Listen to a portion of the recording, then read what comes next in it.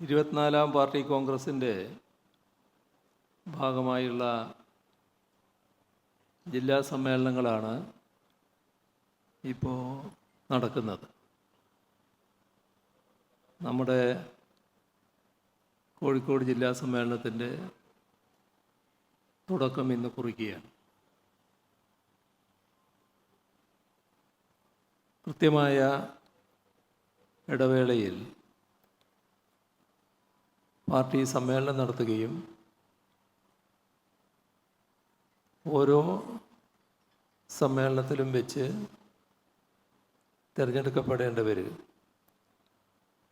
ചിലപ്പോൾ കമ്മിറ്റിയാവാം, മേലെയുള്ള സമ്മേളനങ്ങളിലെ പ്രതിനിധികളാവാം, ബ്രാഞ്ചാകുമ്പോൾ സെക്രട്ടറിയെ തന്നെ ആ സമ്മേളനത്തിൽ വെച്ചാണ് തിരഞ്ഞെടുക്കുക. ഇത് എല്ലാ പാർട്ടി ഘടകങ്ങളും കൃത്യമായി നിർവഹിച്ചു പോകുന്ന കാര്യമാണെന്ന് നമുക്കറിയാം. അത് നമ്മെ സംബന്ധിച്ചിടത്തോളം ഒരു പുതുമയുള്ള കാര്യമല്ല. പക്ഷേ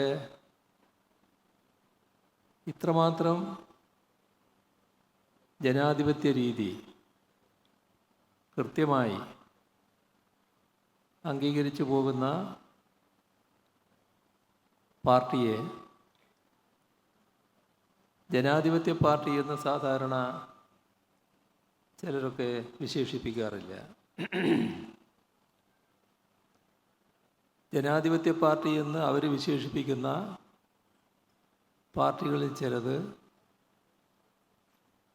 ഈ ജനാധിപത്യ പ്രക്രിയ ദശാബ്ദങ്ങളായി തന്നെ മറന്നുപോയവരുമാണ്. ഇത് നമ്മുടെ മാധ്യമങ്ങളുടെ, പ്രത്യേകിച്ച് വലതുപക്ഷ മാധ്യമങ്ങളുടെ പൊള്ളത്തരം യഥാർത്ഥത്തിൽ വ്യക്തമാക്കുന്നൊരു കാര്യമാണ്. ഇവിടെ നമ്മുടെ രാജ്യത്തെ സംബന്ധിച്ചിടത്തോളം രാജ്യത്തിൻ്റെ രാഷ്ട്രീയ സംഭവവികാസങ്ങൾ നിശ്ചയിക്കുന്നതിലും അതുമായി ബന്ധപ്പെട്ട കാര്യങ്ങളിൽ ഇടപെടുന്നതിലുമൊക്കെ കമ്മ്യൂണിസ്റ്റ് പാർട്ടി നിർണായകമായ പങ്കാണ് വഹിച്ചു വന്നിട്ടുള്ളത്. പാർട്ടി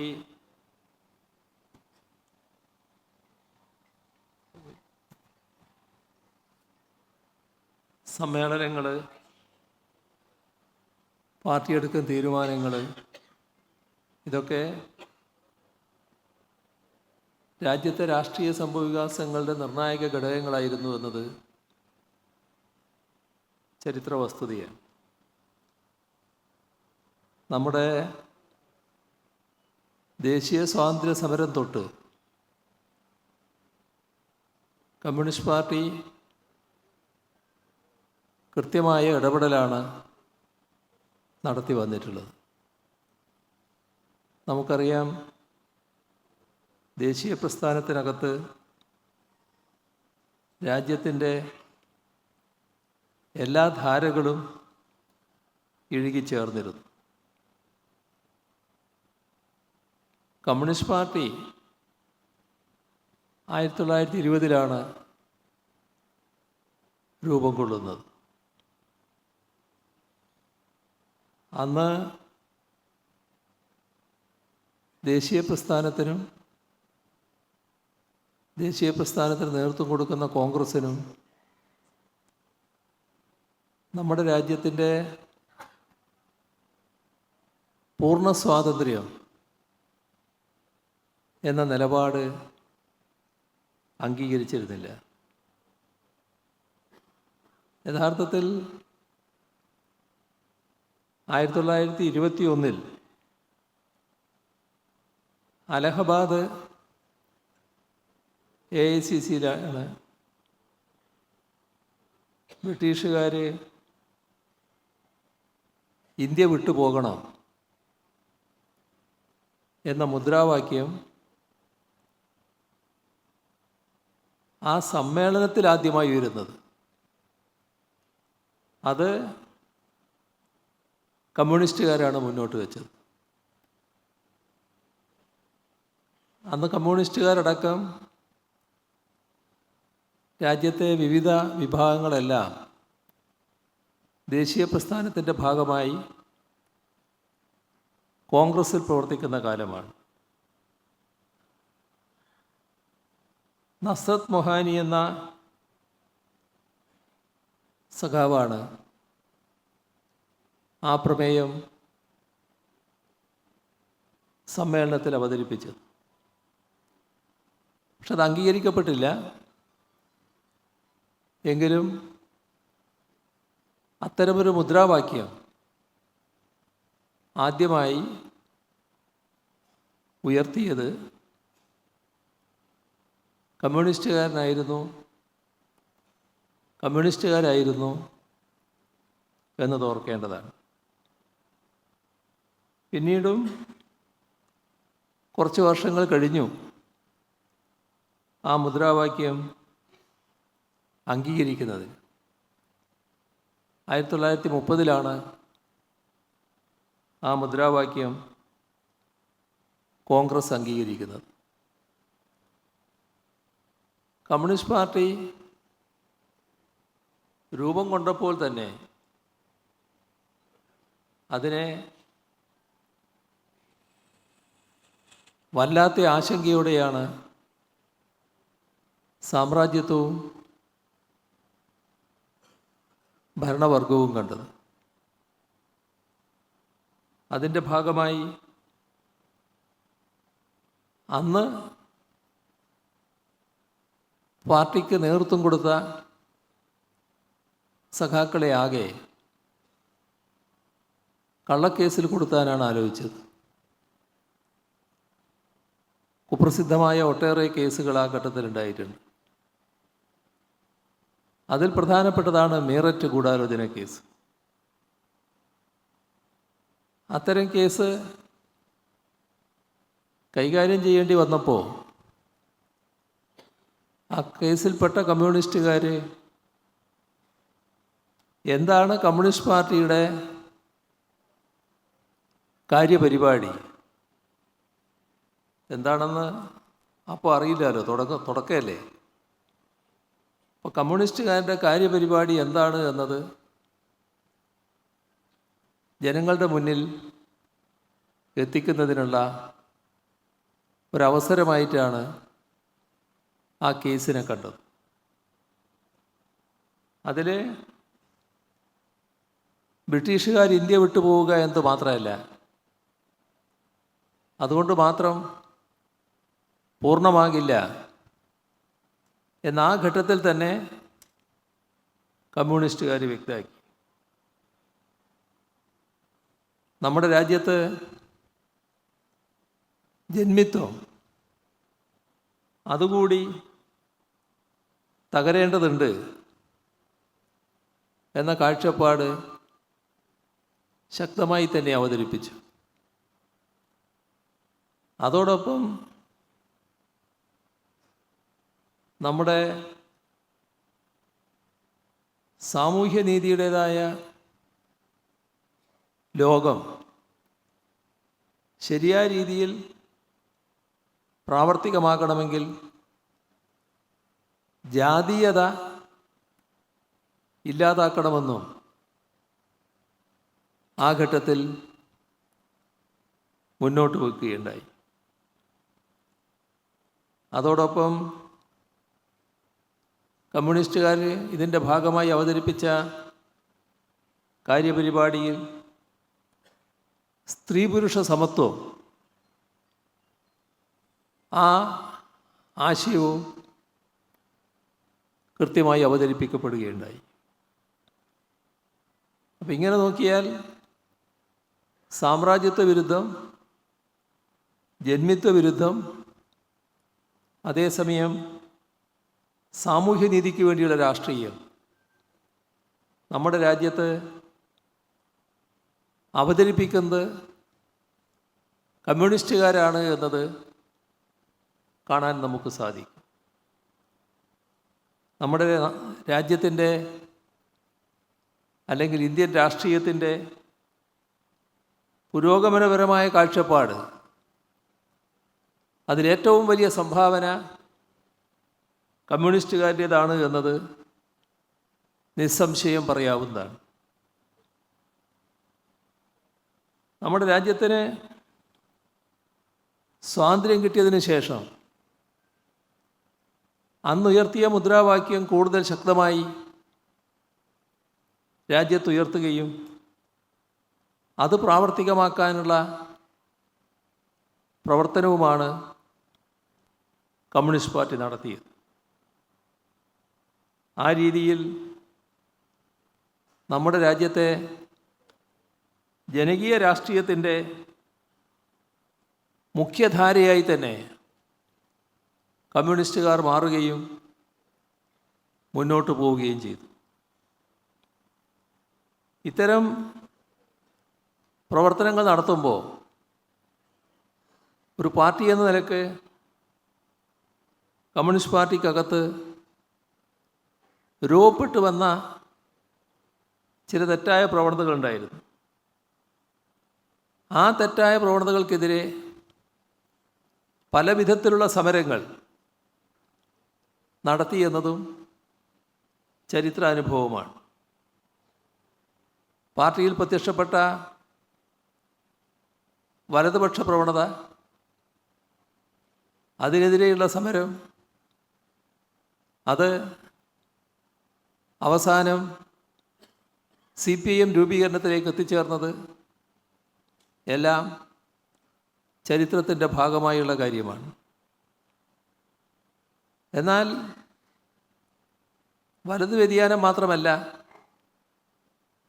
തുടർന്ന് ശക്തമായ ഇടത് തീവ്രവാദ സമീപനവും പാർട്ടിക്കകത്ത് ഉയർന്നു വരികയുണ്ടായി. അതിനെതിരെയും ശക്തമായ പോരാട്ടമാണ് നടത്തിയത്. അങ്ങനെയാണ് CPIM മുന്നോട്ട് പോയത് എന്നത് കാണാൻ നമുക്ക് സാധിക്കും. തുറന്നുള്ള രാഷ്ട്രീയ രംഗം പരിശോധിച്ചാലും നമ്മുടെ രാജ്യത്തെ രാഷ്ട്രീയത്തെ ശരിയായ ദിശയിൽ കൊണ്ടുപോകുന്നതിന് ശക്തമായ ഇടപെടലാണ് CPIM നടത്തി വരുന്നത് എന്ന് കാണാൻ നമുക്ക് കഴിയും. നമ്മുടെ പാർട്ടിയുടെ 9ാം കോൺഗ്രസ് 1972 മധുരയിൽ വെച്ച് നടന്നപ്പോൾ അതിശക്തമായ ഒരു മുന്നറിയിപ്പ്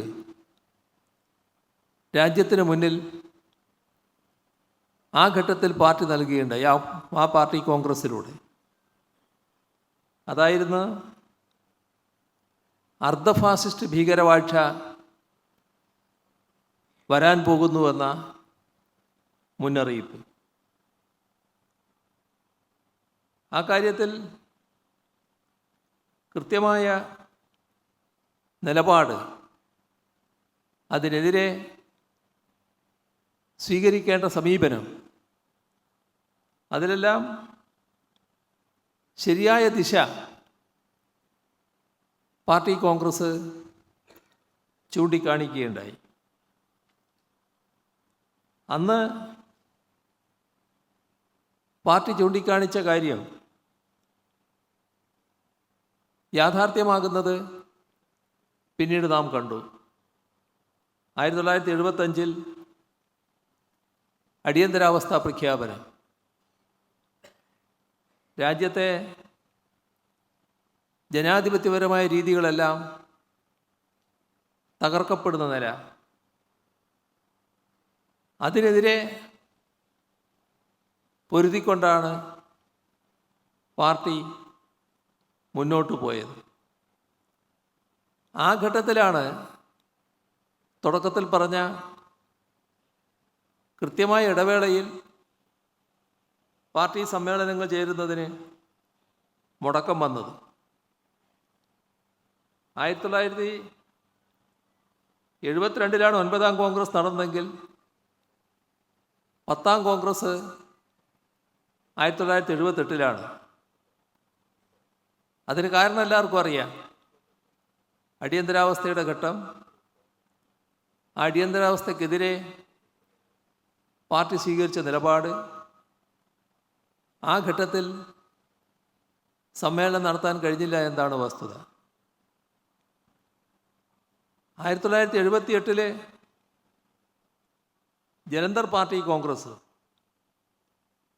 ആ ജലന്ധർ പാർട്ടി കോൺഗ്രസ്സിലാണ് ഇടതുപക്ഷ ജനാധിപത്യ മുന്നണി രൂപീകരിക്കണമെന്ന ആശയം രൂപപ്പെട്ടു വരുന്നത്. നമ്മുടെ എല്ലാവർക്കും അറിയാം, എന്നാലും ഒന്ന് ഓർമ്മിപ്പിക്കുകയാണ്. കേരളത്തിലുള്ള ഇടതുപക്ഷ ജനാധിപത്യ മുന്നണി എന്ന രാഷ്ട്രീയ കൂട്ടുകെട്ടല്ല, BJPക്കും കോൺഗ്രസിനുമെതിരെയുള്ള ഉയർന്നു വരേണ്ട ഒരു മുന്നണി. ആ അർത്ഥത്തിൽ നമ്മുടെ രാജ്യത്ത് ജനകീയ ജനാധിപത്യ മുന്നണി പാർട്ടി പരിപാടിയിൽ പറഞ്ഞിട്ടുണ്ടെങ്കിലും പെട്ടെന്ന് യാഥാർത്ഥ്യമാക്കേണ്ട ഇടതുപക്ഷ ജനാധിപത്യ മുന്നണിയുടെ കാഴ്ചപ്പാട് ആ പാർട്ടി കോൺഗ്രസ്സാണ്, ജലന്ധർ പാർട്ടി കോൺഗ്രസ്സാണ് മുന്നോട്ട് വെക്കുന്നത്. അതോടൊപ്പം തന്നെ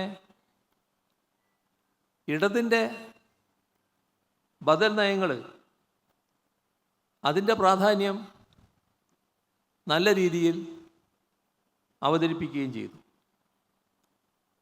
കോൺഗ്രസിനും BJPക്കുമെതിരായ രാഷ്ട്രീയ കാഴ്ചപ്പാട് വികസിപ്പിക്കുന്നതിന് CPIM നേതൃത്വപരമായ പങ്ക് തന്നെ വഹിച്ചു എന്നാണ് കാണാൻ നമുക്ക് കഴിയുക. 1982 വിജയവാഡ പാർട്ടി കോൺഗ്രസ് നടക്കുന്നത്. നമ്മുടെ രാജ്യത്ത് ഉയർന്നു വരാനിടയുള്ള വർഗീയ രാഷ്ട്രീയത്തിനെതിരെ ജാഗ്രത പുലർത്തേണ്ടതിൻ്റെ പ്രാധാന്യം ആ പാർട്ടി കോൺഗ്രസ് പ്രത്യേകം ചൂണ്ടിക്കാണിക്കുകയുണ്ടായി. ഇന്ത്യയിലെ പ്രത്യേകത രാജ്യത്തെ ശിഥിലീകരിക്കാനുള്ള ശ്രമങ്ങൾ നടക്കുന്നുവെന്നതും അതിനെക്കുറിച്ചുള്ള കൃത്യമായ മുന്നറിയിപ്പ് നൽകിയ പാർട്ടി കോൺഗ്രസ് ആയിരുന്നു അത്. ഇതിനിടയാക്കുന്നത് BJP കരുത്താർജിക്കുന്നതാണ്. BJPയുടെ വളർച്ച തടയൽ പ്രധാനമാണ്. എല്ലാ വർഗീയതക്കുമെതിരെ ശക്തമായ നിലപാട് സ്വീകരിക്കേണ്ടതിൻ്റെ പ്രാധാന്യം ആ പാർട്ടി കോൺഗ്രസ് ചൂണ്ടിക്കാണിക്കുകയുണ്ടായി. അതേ ഘട്ടത്തിൽ രാജ്യം നേരിടാൻ പോകുന്ന ഭീഷണിയെക്കുറിച്ചുള്ള മുന്നറിയിപ്പാണ് ആ പാർട്ടി കോൺഗ്രസിൽ രാജ്യത്തിന് മുന്നിൽ നൽകാൻ നമുക്ക് കഴിഞ്ഞത്. തുടർന്ന് 1985 കൽക്കത്ത പാർട്ടി കോൺഗ്രസ് ആഗോളവൽക്കരണ നയത്തിലേക്ക് രാജ്യം നീങ്ങുകയാണ്. അപ്പോൾ ആഗോളവൽക്കരണ നയത്തിലേക്ക് രാജ്യം നീങ്ങുന്നു എന്ന മുന്നറിയിപ്പ് ആ പാർട്ടി കോൺഗ്രസിൽ നാം മുന്നോട്ട് വെച്ചു. അതേസമയം വർഗീയ ശക്തികൾക്കെതിരെയുള്ള പോരാട്ടത്തിൻ്റെ പ്രാധാന്യം 12ാം പാർട്ടി കോൺഗ്രസ് കൃത്യമായി ഓർമ്മപ്പെടുത്തുകയും ചെയ്തു. തിരുവനന്തപുരത്ത് വെച്ചായിരുന്നു 13ാം പാർട്ടി കോൺഗ്രസ് നടന്നത്.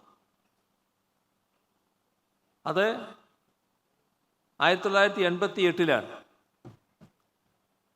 ആ ഘട്ടത്തിൽ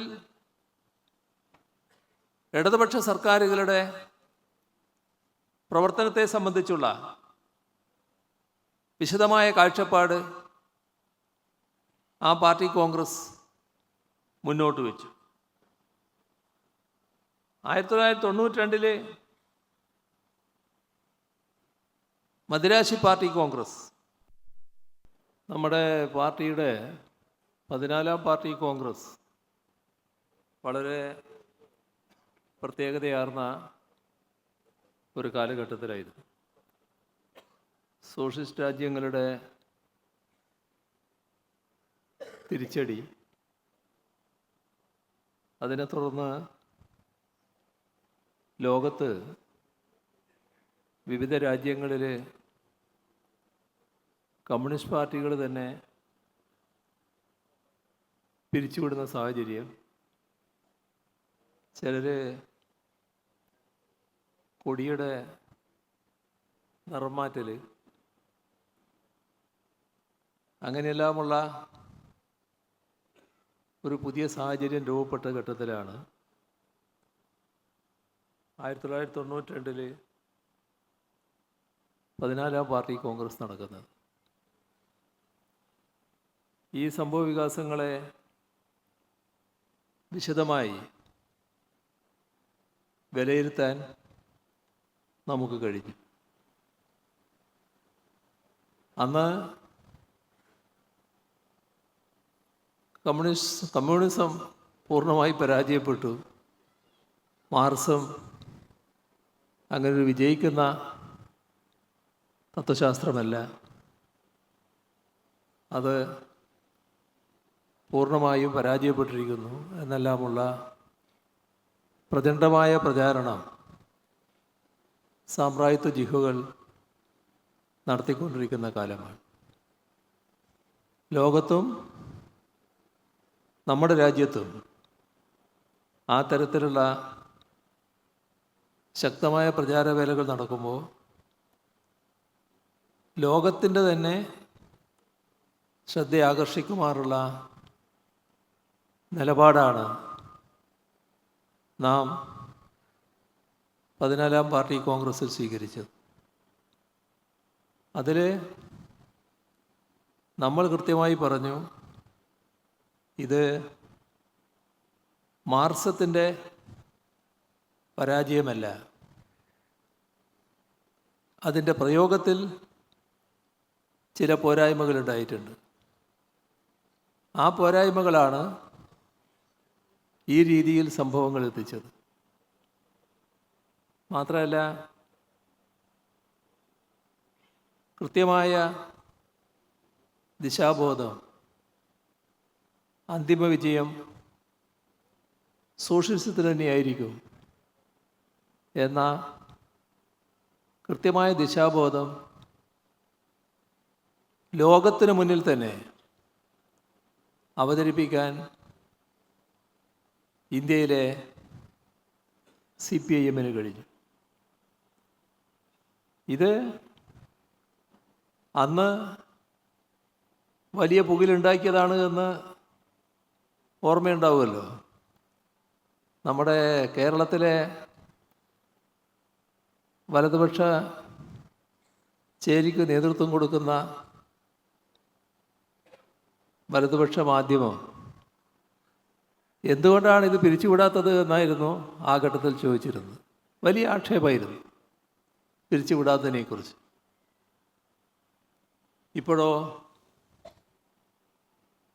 ഇപ്പോൾ ലോക സംഭവഗതികൾ പരിശോധിച്ചാൽ നമുക്ക് കാണാൻ കഴിയുക, നാം അന്ന് കണ്ടെത്തിയ കാര്യങ്ങൾ ശരിയായിരുന്നു എന്നുള്ളതാണ്. അത് ശരിയാണെന്ന് തെളിയിക്കത്തക്ക തരത്തിലുള്ള സംഭവഗതികളാണ് ലോകത്തുണ്ടായിരിക്കുന്നത്. സോഷ്യലിസത്തിന് തിരിച്ചടിയേറ്റു എന്നുള്ളത് ശരി തന്നെയാണ്. പക്ഷേ ഇന്നും ലോകത്ത് 1/5 ജനങ്ങൾ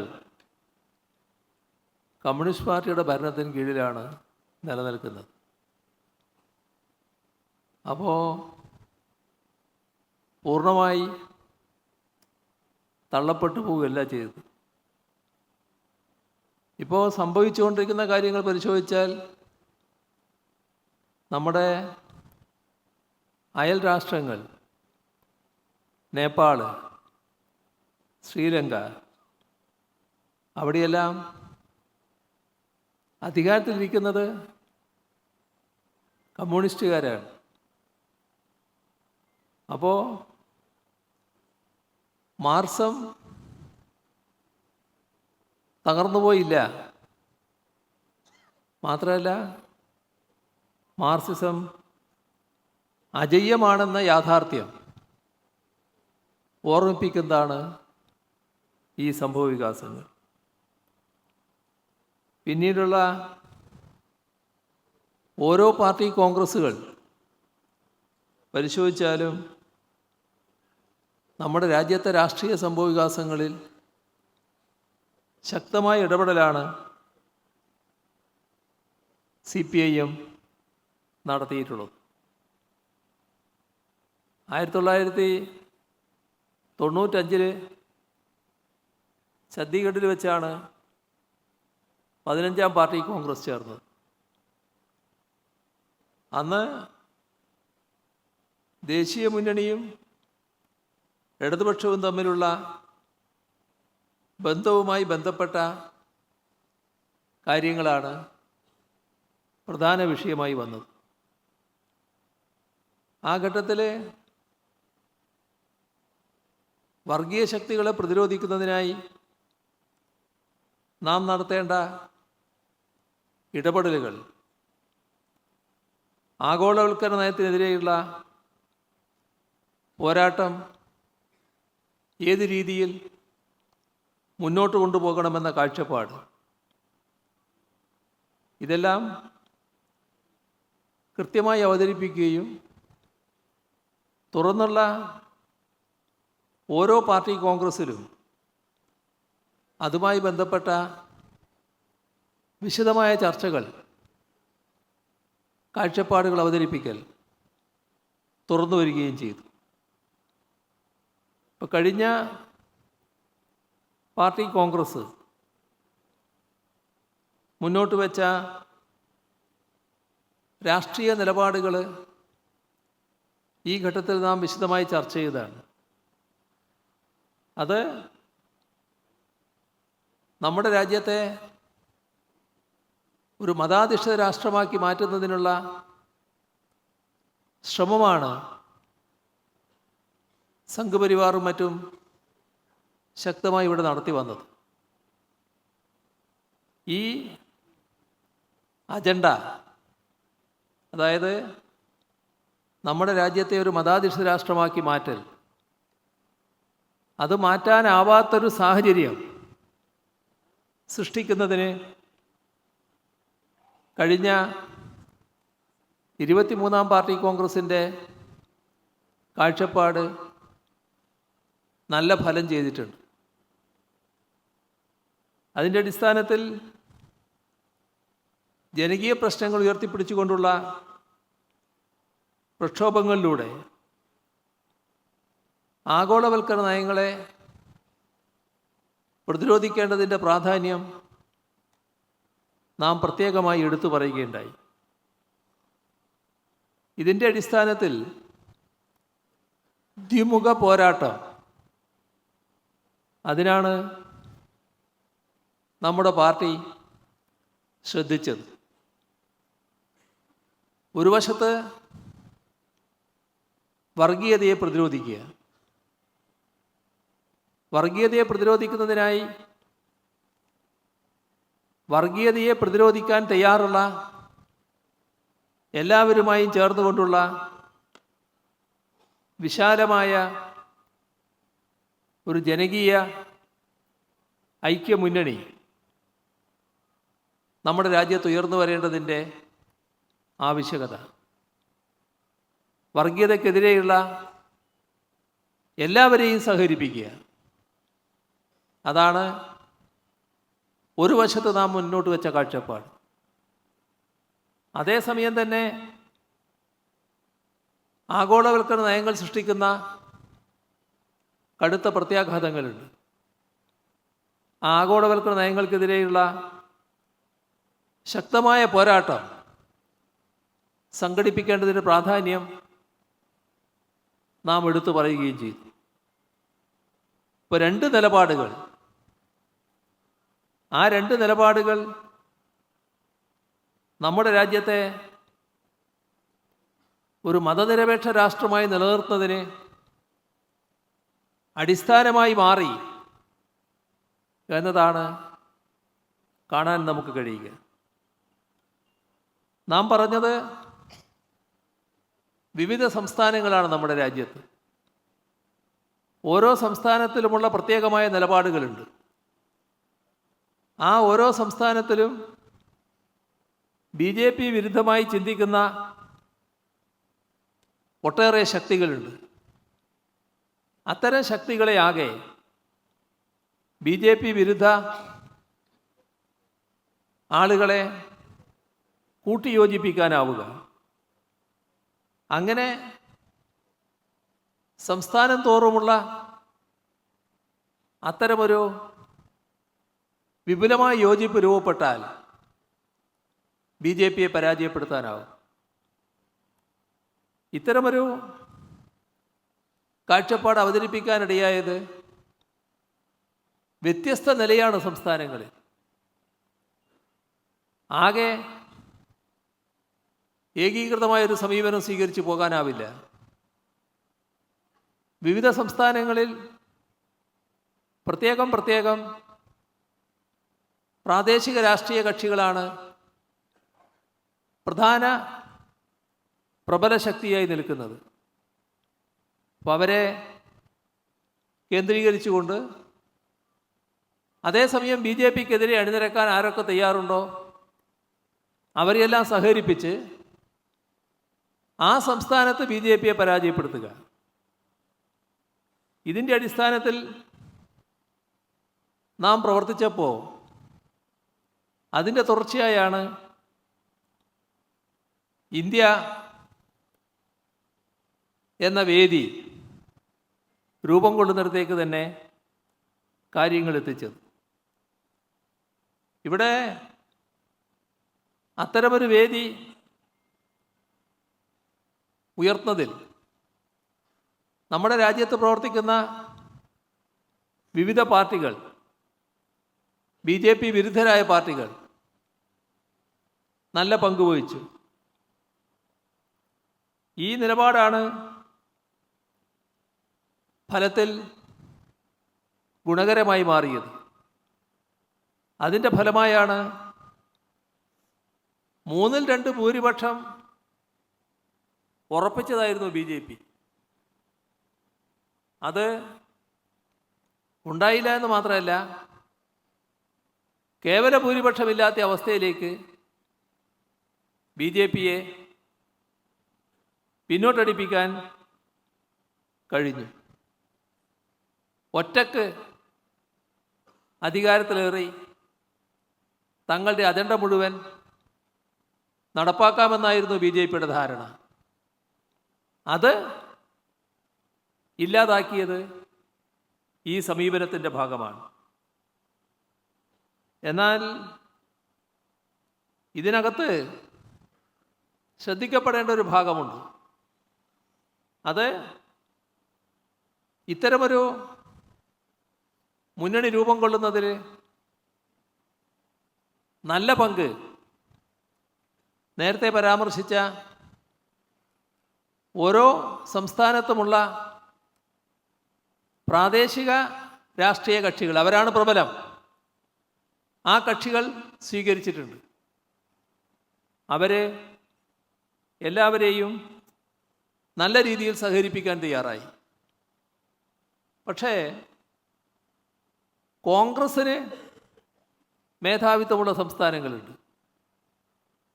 ആ സംസ്ഥാനങ്ങളിൽ ഇത്തരമൊരു വിശാലമായ കൂട്ടുകെട്ട് ഉണ്ടാക്കുന്നതിനല്ല കോൺഗ്രസ് തയ്യാറായത് എന്ന ദുരനുഭവം ഈ ഘട്ടത്തിൽ ഉണ്ടായിട്ടുണ്ട്.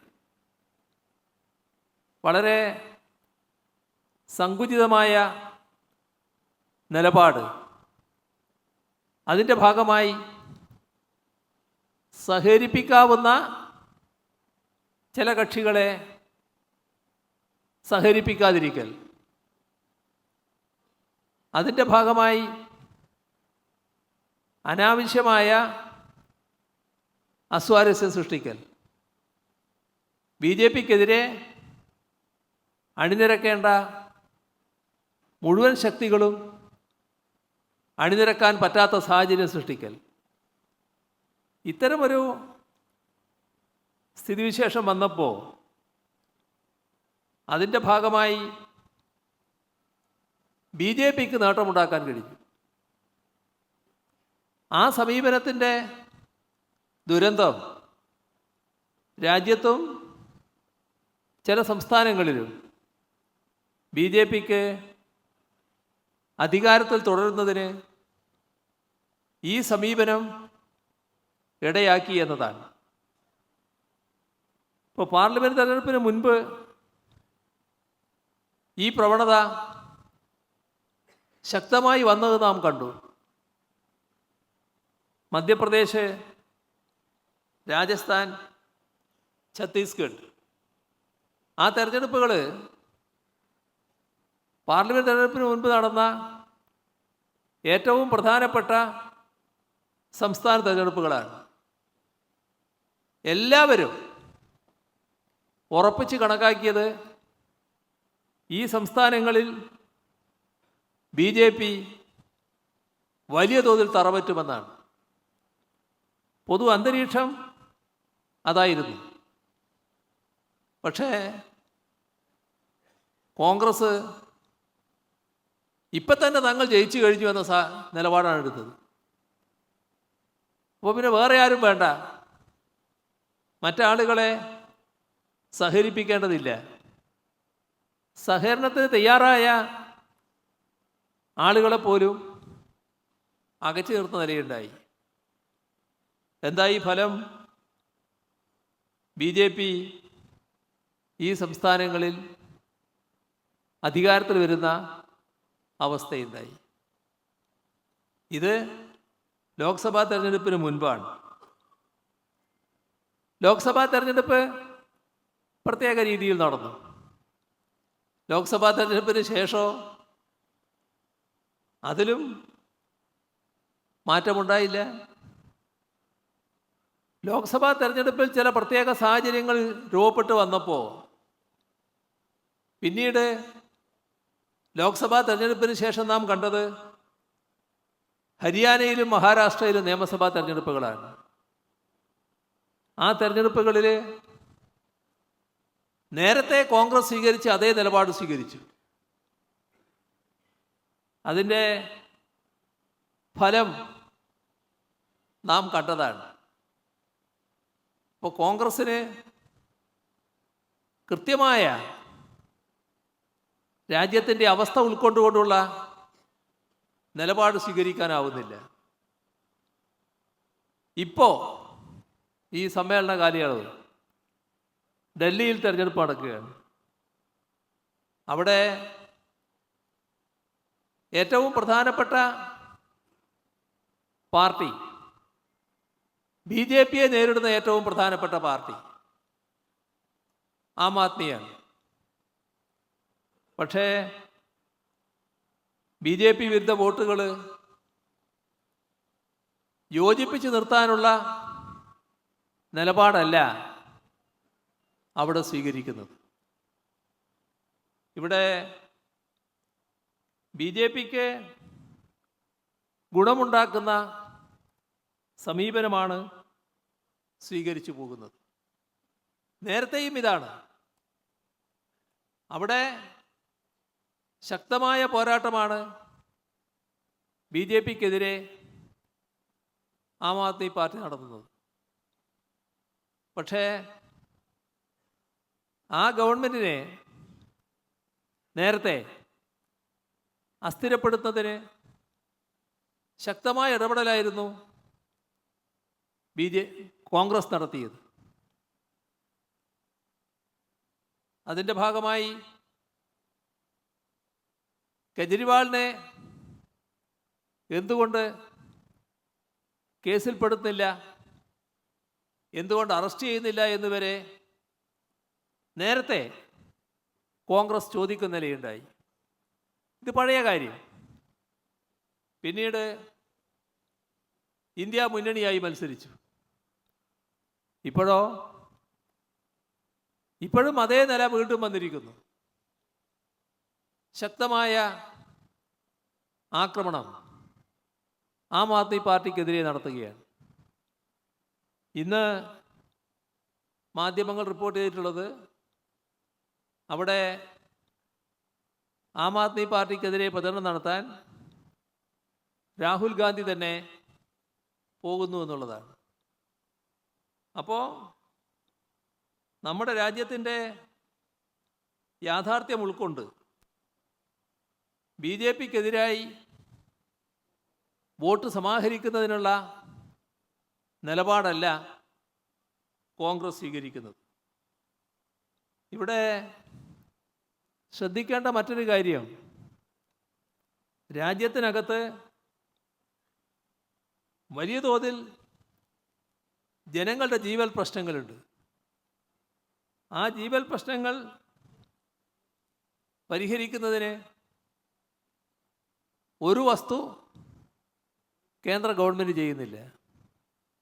പാവപ്പെട്ടവരെ കൂടുതൽ പാപ്പരീകരിക്കുന്ന നിലപാടാണ് ഗവൺമെൻറ് സ്വീകരിച്ചു പോകുന്നത്.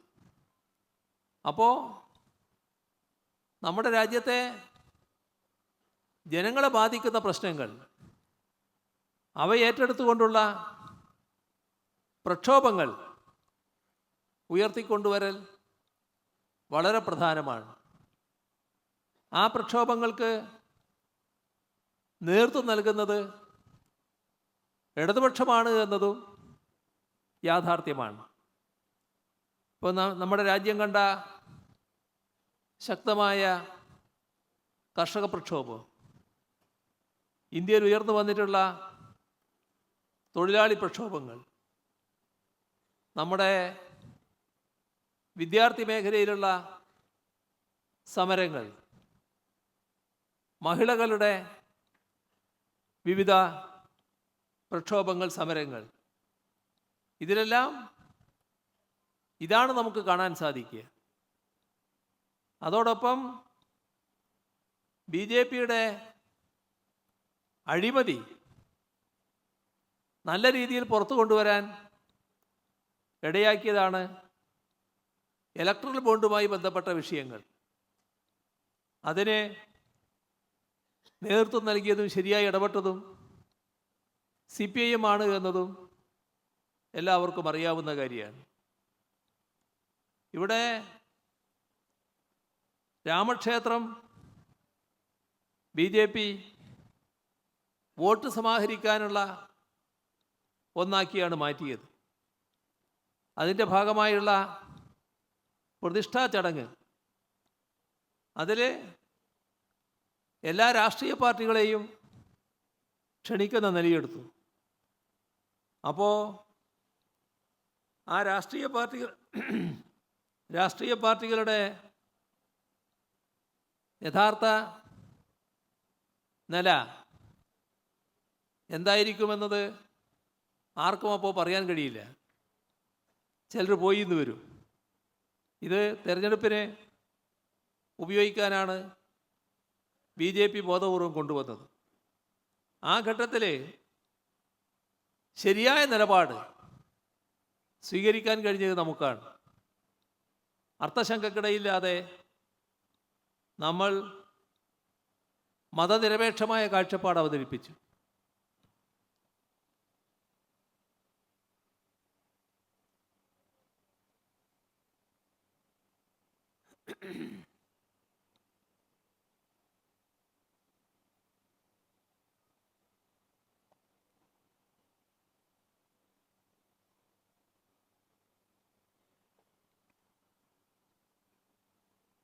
അതിൻ്റെ ഭാഗമായി നമ്മളതിൽ നിന്ന് മാറി നിന്നു. അത് മറ്റുള്ളവരും തുടരുന്നതിനിടയാക്കി. അപ്പോൾ അത്തരമൊരു ശരിയായ കാഴ്ചപ്പാട് ഇടതുപക്ഷം സ്വീകരിച്ചതുകൊണ്ടാണ് ഇന്ത്യ വേദിയിൽപ്പെട്ട മറ്റുള്ളവരും അതേ നിലപാട് സ്വീകരിക്കുന്നതിനിടയാക്കിയത്. ഇത്തരമൊരു നിലപാട് പൊതുവെ സ്വീകരിക്കാൻ കഴിഞ്ഞിരുന്നില്ലെങ്കിലോ പിന്നെ മതനിരപേക്ഷ മുദ്രാവാക്യം അത് മുന്നോട്ട് വെക്കാൻ തന്നെ പ്രയാസം വരുമായിരുന്നു. ഈ തരത്തിൽ നമ്മുടെ രാജ്യത്തിൻ്റെ രാഷ്ട്രീയ സംഭവവികാസങ്ങളിൽ എല്ലാ ഘട്ടങ്ങളിലും പാർട്ടി സ്വീകരിച്ച സമീപനം രാജ്യത്തിൻ്റെ മുന്നോട്ട് പോക്കിന് പ്രധാന പങ്ക് വഹിച്ചിട്ടുണ്ട് എന്ന് കാണാൻ നമുക്ക് കഴിയും. നമ്മുടെ രാജ്യത്ത് മാത്രമല്ല, ലോക രാഷ്ട്രീയ രംഗത്തും ജനകീയമായ സമീപനം കമ്മ്യൂണിസ്റ്റുകാരാണ് വളർത്തിയെടുക്കുന്നത്. ഇപ്പോൾ അമേരിക്കയുടെ നീക്കം സോഷ്യലിസത്തിന് തിരിച്ചടിയേറ്റപ്പോൾ ഏകലോകക്രമം സ്ഥാപിക്കലാണ്. അതിനായി ലോകത്ത് തങ്ങളുടെ പരിധിയിൽ വരാത്ത, തങ്ങൾക്ക് കീഴ്പ്പെടാത്ത രാജ്യങ്ങളെ തകർക്കുന്ന നയമാണ് അമേരിക്ക സ്വീകരിച്ചു പോകുന്നത്. ഒരുപാട് ഉദാഹരണങ്ങൾ ഇറാഖിൻ്റെത്, ലിബിയയുടേത്, ഇപ്പോൾ അവസാനം സിറിയയുടേത് എല്ലാം നാം കാണുകയാണ്. പാലസ്തീൻ പ്രശ്നമെന്നത് അമേരിക്കൻ നയത്തിൻ്റെ ഭാഗമായി നിലനിൽക്കുന്ന ഒരു പ്രശ്നവുമാണ്. നാം കാണേണ്ടത് 1991 സോവിയറ്റ് യൂണിയൻ്റെ തകർച്ചയും സോഷ്യലിസ്റ്റ് ചേരിക്ക് ഏറ്റ തിരിച്ചടിയും ഇത് ലോകശാക്തിക ബലാബലത്തിൽ വലിയ മാറ്റമാണ് സൃഷ്ടിച്ചത്. ഇതിൻ്റെ ഫലമെന്താണ്? അതിനു മുൻപ് സോവിയറ്റ് യൂണിയൻ ശക്തമായ സാന്നിധ്യമായിരുന്നു. അപ്പോൾ പല ഘട്ടത്തിലും ശക്തമായ ഇടപെടൽ നടത്താൻ സോവിയറ്റ് യൂണിയന് കഴിഞ്ഞിരുന്നു. ഇപ്പോൾ ചൈന അവിടെ സോഷ്യലിസ്റ്റ് വ്യവസ്ഥ ശക്തിപ്പെടുത്തിക്കൊണ്ട് മുന്നോട്ട് പോകാനാണ് ശ്രമിക്കുന്നത്. അവർ നല്ല രീതിയിലുള്ള വളർച്ച കൈവരിക്കുകയാണ്. അതിൻ്റെ ഭാഗമായി ലോകത്തെ ഏറ്റവും വലിയ സാമ്പത്തിക ശക്തിയായി ചൈന മാറും എന്നാണ് സാമ്പത്തിക വിദഗ്ധരൊക്കെ പറയുന്നത്. അപ്പോൾ അമേരിക്ക കാണുന്നത് എങ്ങനെയാണ്? ചൈന നിലനിൽക്കുന്നു, അത് തന്നെ ഏറ്റവും വലിയ വെല്ലുവിളിയാണ് എന്ന രീതിയിലാണ് അമേരിക്കൻ സാമ്രാജ്യത്വം അതിനെ കാണുന്നത്. അതിൻ്റെ ഭാഗമായി ചൈനയ്ക്കെതിരെ വിവിധ രീതിയിലുള്ള സൈനിക സഖ്യങ്ങൾ ഉണ്ടാക്കുകയാണ്. പലതരത്തിൽ ചൈനയെ ഒറ്റപ്പെടുത്താനും തകർക്കാനും നടപടികൾ സ്വീകരിച്ചു വരുന്നതാണ് കാണാൻ നമുക്ക് കഴിയുക. ഇത് ചൈനയോട് മാത്രമല്ല, ക്യൂബക്കെതിരെ, വടക്കൻ കൊറിയക്കെതിരെ എല്ലാം ഇതേ നിലപാടാണ് അമേരിക്ക സ്വീകരിച്ചു പോകുന്നത്. ക്യൂബയുടെ കാര്യത്തിൽ ചില ഇളവുകൾ അവസാന ഘട്ടത്തിൽ അമേരിക്കൻ മുൻ പ്രസിഡന്റ് ബൈഡൻ്റെ കാലത്ത് നടന്നു. ട്രംപ് വന്ന് ആദ്യം തന്നെ ചെയ്തത് അതെല്ലാം റദ്ദാക്കി പഴയത് പുനഃസ്ഥാപിക്കലാണ്. ക്യൂബയെ വലിയ അസഹിഷ്ണുതയോടെയാണ് അമേരിക്ക കാണുന്നത്. അപ്പോൾ സോഷ്യലിസ്റ്റ് വ്യവസ്ഥ എവിടെയൊക്കെ ഉണ്ടോ അത് തകർക്കൽ ലോക മുതലാളിത്തത്തിൻ്റെ ആവശ്യമായിട്ടാണ് കാണുന്നത്. മുതലാളിത്തത്തിന് സോഷ്യലിസ്റ്റ് വ്യവസ്ഥയെ ഒരു രീതിയിലും പൊരുത്തപ്പെട്ട് കാണാൻ പറ്റുന്നില്ല, അതുമായി പൊരുത്തപ്പെടാനേ പറ്റുന്നില്ല. അതിനെ തകർക്കണമെന്ന വാശിയിലാണ്. അതിനുള്ള ഇടപെടൽ നേരത്തെ നടത്തി, ഇപ്പോഴും തുടർന്ന് നടത്തിക്കൊണ്ടിരിക്കുകയാണ്. ഇപ്പോൾ സോഷ്യലിസ്റ്റ് വ്യവസ്ഥയല്ല റഷ്യയിൽ, പക്ഷേ പൂർണ്ണമായി അമേരിക്കക്ക് കീഴ്പ്പെട്ടല്ല അവർ നിൽക്കുന്നത്. അപ്പോൾ അതുപോലുള്ള റഷ്യ ഒരു വലിയ രാജ്യമാണല്ലോ, അത്തരം രാജ്യങ്ങളെയും തകർക്കാനുള്ള നീക്കങ്ങളാണ് നടന്നുകൊണ്ടിരിക്കുന്നത്. ഇപ്പോൾ റഷ്യ ഉക്രൈൻ യുദ്ധം, അതും റഷ്യയെ വളഞ്ഞു പിടിക്കാനുള്ള അമേരിക്കൻ സമീപനത്തിൻ്റെ ഭാഗമാണ് എന്നത് കാണേണ്ടതായിട്ടുണ്ട്. ഇങ്ങനെ പരിശോധിച്ചാൽ ലോകത്തിൻ്റെ സമാധാനത്തിന് ഭീഷണിയായി നിൽക്കുന്നത് അമേരിക്കൻ സാമ്രാജ്യത്വമാണ്.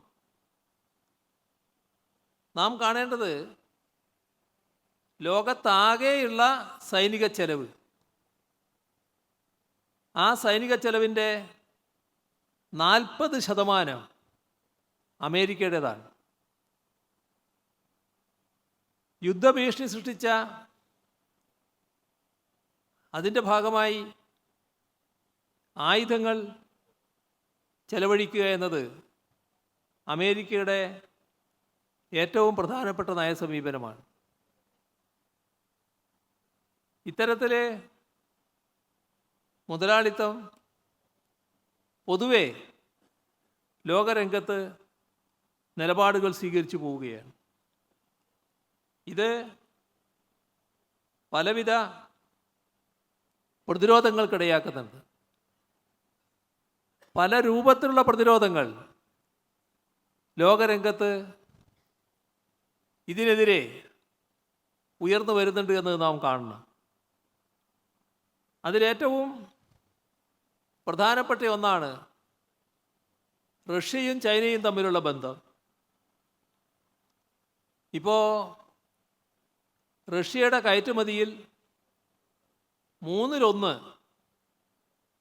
ചൈനയുമായാണ്.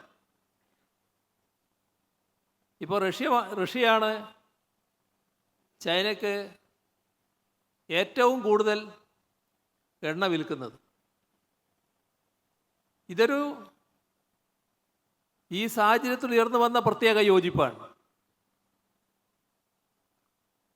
അതേപോലെ തന്നെ ലാറ്റിൻ അമേരിക്കൻ രാജ്യങ്ങൾ, ആ രാജ്യങ്ങളിൽ ഇടതുപക്ഷ സർക്കാരുകൾ വളർന്നു വരുന്നുണ്ട്. സോഷ്യലിസ്റ്റ് രാഷ്ട്രങ്ങളുടെ വളർച്ചയും ജനാധിപത്യ രാഷ്ട്രങ്ങളുടെ സാമ്രാജ്യത്വ വിരുദ്ധ സ്വഭാവം ഉറപ്പിച്ചു നിർത്തൽ, ഇതൊക്കെ ഏറ്റവും പ്രധാനമാണ് എന്നതാണ് നാം കാണേണ്ടത്. ലോകത്ത് സംഭവിക്കുന്ന മറ്റൊരു കാര്യം നാം ശ്രദ്ധിച്ചു പോകേണ്ടതായിട്ടുണ്ട്. അത് വലതുപക്ഷ ശക്തികൾ പിടിമുറുക്കാനുള്ള നടപടികൾ ലോകരംഗത്ത് സ്വീകരിച്ചു വരികയാണ്. ആഗോളവൽക്കരണ നയം കോർപ്പറേറ്റുകൾക്ക് ലാഭം കൊയ്യുക, ആ ലക്ഷ്യത്തോടെയാണ് നടപ്പാക്കുന്നത്. അത് നടപ്പാക്കാനാണ് സർക്കാരുകൾ ഈ നയം അംഗീകരിച്ചിടത്തെല്ലാം ശ്രമിച്ചു വരുന്നത്. അപ്പോൾ ഇവയ്ക്കെതിരെയുള്ള ജനവികാരം സ്വാഭാവികമായും ജനങ്ങൾ വലിയ ദുരിതത്തിലാണാവുന്നത്. അപ്പം അതിനെതിരെ കടുത്ത ജനവികാരം ശക്തിപ്പെടും. ആ ജനവികാരത്തെ തെറ്റായ രീതിയിലേക്ക് തിരിച്ചുവിട്ട് അതിലൂടെ കരുത്ത് നേടാൻ വലതുപക്ഷം ശ്രമിക്കുകയാണ്. അപ്പോൾ ഇവിടെ നാം കാണേണ്ടത് ജനങ്ങൾക്ക് വലിയ പ്രയാസമുണ്ടായാൽ അതിൻ്റെ ഭാഗമായി ഉയർന്നു വരുന്ന പ്രതിഷേധം, ആ പ്രതിഷേധം ശരിയായ കാഴ്ചപ്പാടോടെ നയിച്ചാൽ മാത്രമേ ഭരണവിരുദ്ധ വികാരം ഉണ്ടാവും. അല്ലെങ്കിൽ തിരിച്ചാണ് സംഭവിക്കുക. ഇവിടെ ജനകീയ രാഷ്ട്രീയത്തിൻ്റെ വികാസം, അതിലൂടെ ഭരണമാറ്റം, ഇതെല്ലാം നടക്കണമെങ്കിൽ ഉയർന്നു വരുന്ന പ്രതിഷേധം ശരിയായ കാഴ്ചപ്പാടോടെ നയിക്കാൻ കഴിയണം. ഇപ്പോൾ നേരത്തെ നമ്മൾ കേട്ട അമേരിക്കയിലെ വാൾ സ്ട്രീറ്റ് പ്രക്ഷോഭം, പിന്നെ കേട്ട മുല്ലപ്പൂ വിപ്ലവം, ഇതിലൊക്കെ നല്ല പങ്കാളിത്തം ജനങ്ങളുടെ ഭാഗത്തുനിന്നുണ്ടായിരുന്നു. പക്ഷേ ആ പ്രക്ഷോഭങ്ങൾക്ക് ശരിയായ നേതൃത്വമുണ്ടായിരുന്നില്ല. ശരിയായ പ്രത്യയശാസ്ത്രത്തിൻ്റെ അടിസ്ഥാനത്തിൽ അത്തരം പ്രക്ഷോഭങ്ങളെ നയിക്കാൻ കഴിഞ്ഞില്ല. അങ്ങനെ നയിക്കാൻ കഴിഞ്ഞില്ലെങ്കിൽ അത് ജനങ്ങൾക്ക് അനുകൂലമായി മാറുകയില്ല. അതാണ് ആ ഘട്ടത്തിൽ തന്നെ നാം വ്യക്തമാക്കിയിരുന്നത്. അപ്പോൾ ഏറ്റവും പ്രധാനം ശരിയായ രാഷ്ട്രീയ കാഴ്ചപ്പാടോടെ അത്തരം പ്രക്ഷോഭങ്ങൾ നയിക്കുക എന്നതാണ്. അങ്ങനെ നയിക്കാൻ കഴിയാതിരുന്നതുകൊണ്ടാണ് ഈ വലിയ പ്രക്ഷോഭങ്ങൾ നടന്നെങ്കിലും അവിടെയൊന്നും അതിനനുസരിച്ചുള്ള ഭരണമാറ്റത്തിലേക്ക് എത്താതിരുന്നത്. ഇവിടെ വാൾ സ്ട്രീറ്റ് പ്രക്ഷോഭത്തെ തുറന്നു നടന്ന തെരഞ്ഞെടുപ്പിൽ അവിടുത്തെ തോതിലുള്ള ഭരണമാറ്റം പോലും ഉണ്ടായില്ല. എന്നാൽ ഇവിടെ നമ്മൾ ശ്രീലങ്കയെ കാണണം. ശക്തമായ ജനകീയ ബദൽ ഉയർത്തിക്കൊണ്ടാണ് ശ്രീലങ്കയെ നയിക്കാൻ അവിടെ ശ്രമിച്ചത്. അതിന് നല്ല ഫലമുണ്ടാക്കാൻ കഴിഞ്ഞു. അതുകൊണ്ടാണ് കമ്മ്യൂണിസ്റ്റ് പാർട്ടി നേതാവ് അവിടെ അധികാരത്തിലെത്തുന്ന നിലയുണ്ടായത്. ഇപ്പോൾ ശരിയായ രാഷ്ട്രീയ ധാരണ, ബദൽ സമീപനം മുന്നോട്ട് വെച്ച് പ്രവർത്തിക്കുക എന്നത് പ്രധാനമാണ്. ഇല്ലെങ്കിൽ നിലനിൽക്കുന്ന വ്യവസ്ഥക്കെതിരായ കലാപങ്ങൾ ലക്ഷ്യബോധത്തിലെത്താതെ തകർന്നു വീഴും എന്നത് നാം കാണണം. ഇപ്പോൾ ശരിയായ രാഷ്ട്രീയ പ്രചരണം, ഇടപെടൽ ഉണ്ടായാൽ മുന്നേറാനാകും. അതിൻ്റെ തെളിവാണ് ജനതാ വിമുക്തി പെരുമുനയുടെ ശ്രീലങ്കയിലെ വിജയം. നേരത്തെ അവർക്ക് 3 സീറ്റാണ് പാർലമെൻറ്റിൽ ഉണ്ടായിരുന്നത്. അവരാണ് 196 സീറ്റിലേക്ക് ജയിച്ച് കയറിയത്. ഇത് കാണിക്കുന്നത് അസംതൃപ്തരായ ജനതയെ ശരിയായ ദിശയിലേക്ക് നയിക്കുന്ന സ്ഥിതി ഉണ്ടാകണം. അപ്പോഴാണ് രാജ്യത്തിൻ്റെ ഭരണത്തെ പോലും മാറ്റിമറിക്കാൻ കഴിയുന്നത്. ലാറ്റിൻ അമേരിക്കൻ രാഷ്ട്രങ്ങളിലും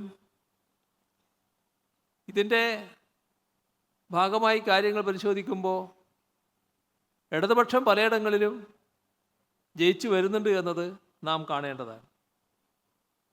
പക്ഷേ അമേരിക്കയിലെ ട്രംപിൻ്റെ വിജയം ലോകത്തിന് തന്നെ വലിയ തിരിച്ചടിയാണ് നൽകിയിരിക്കുന്നത്.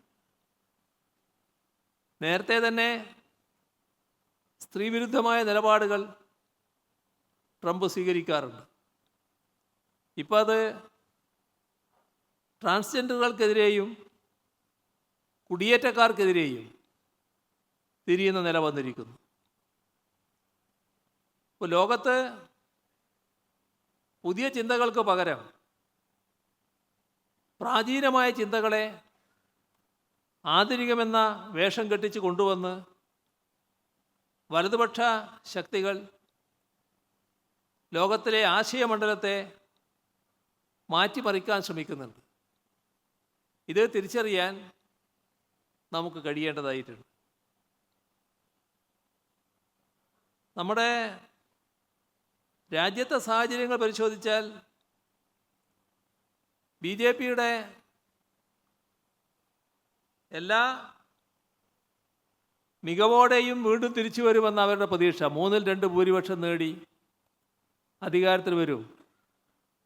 അത് തടയുന്നതിന് നല്ല ഇടപെടൽ നടത്താൻ നമുക്കായിട്ടുണ്ട്. പക്ഷേ പ്രതീക്ഷിച്ച നേട്ടം മുഴുവനായില്ല എന്നത് അതിൻ്റെ കൂടെ കാണേണ്ടതുമാണ്. നമ്മുടെ രാജ്യം മുന്നോട്ട് വച്ച മതനിരപേക്ഷത, സാമൂഹ്യനീതി, സമത്വം, ഫെഡറലിസം, ഈ കാഴ്ചപ്പാടുകളെല്ലാം ഭരണഘടനയുടെ ഭാഗമായി മാറിയത് യഥാർത്ഥത്തിൽ ദേശീയ പ്രസ്ഥാനം തന്നെ മുന്നോട്ട് വെച്ച കാഴ്ചപ്പാടുകളായിരുന്നു ഇത് എന്നുള്ളതാണ്. ആ സമരത്തിൽ പങ്കെടുക്കാതിരിക്കുകയും ബ്രിട്ടീഷുകാരെ സഹായിക്കുകയും ചെയ്ത BJPയെ സംബന്ധിച്ചിടത്തോളം ഇതൊന്നും അവർക്ക് യോജിപ്പുള്ള കാര്യമല്ല. ഇത്തരം ഒരു മൂല്യവും അവരംഗീകരിക്കുന്നില്ല. അതുകൊണ്ടാണ് ഭരണഘടനയ്ക്കെതിരെ ശക്തമായ നിലപാട് അവർ സ്വീകരിക്കുന്നത്.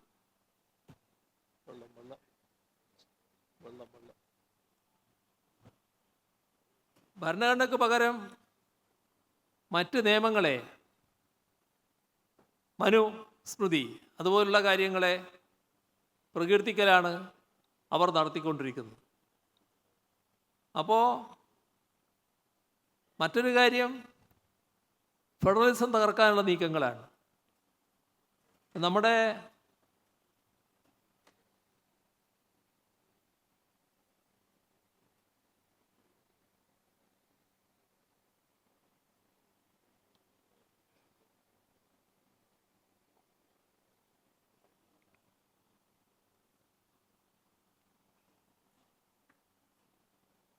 രാജ്യത്ത്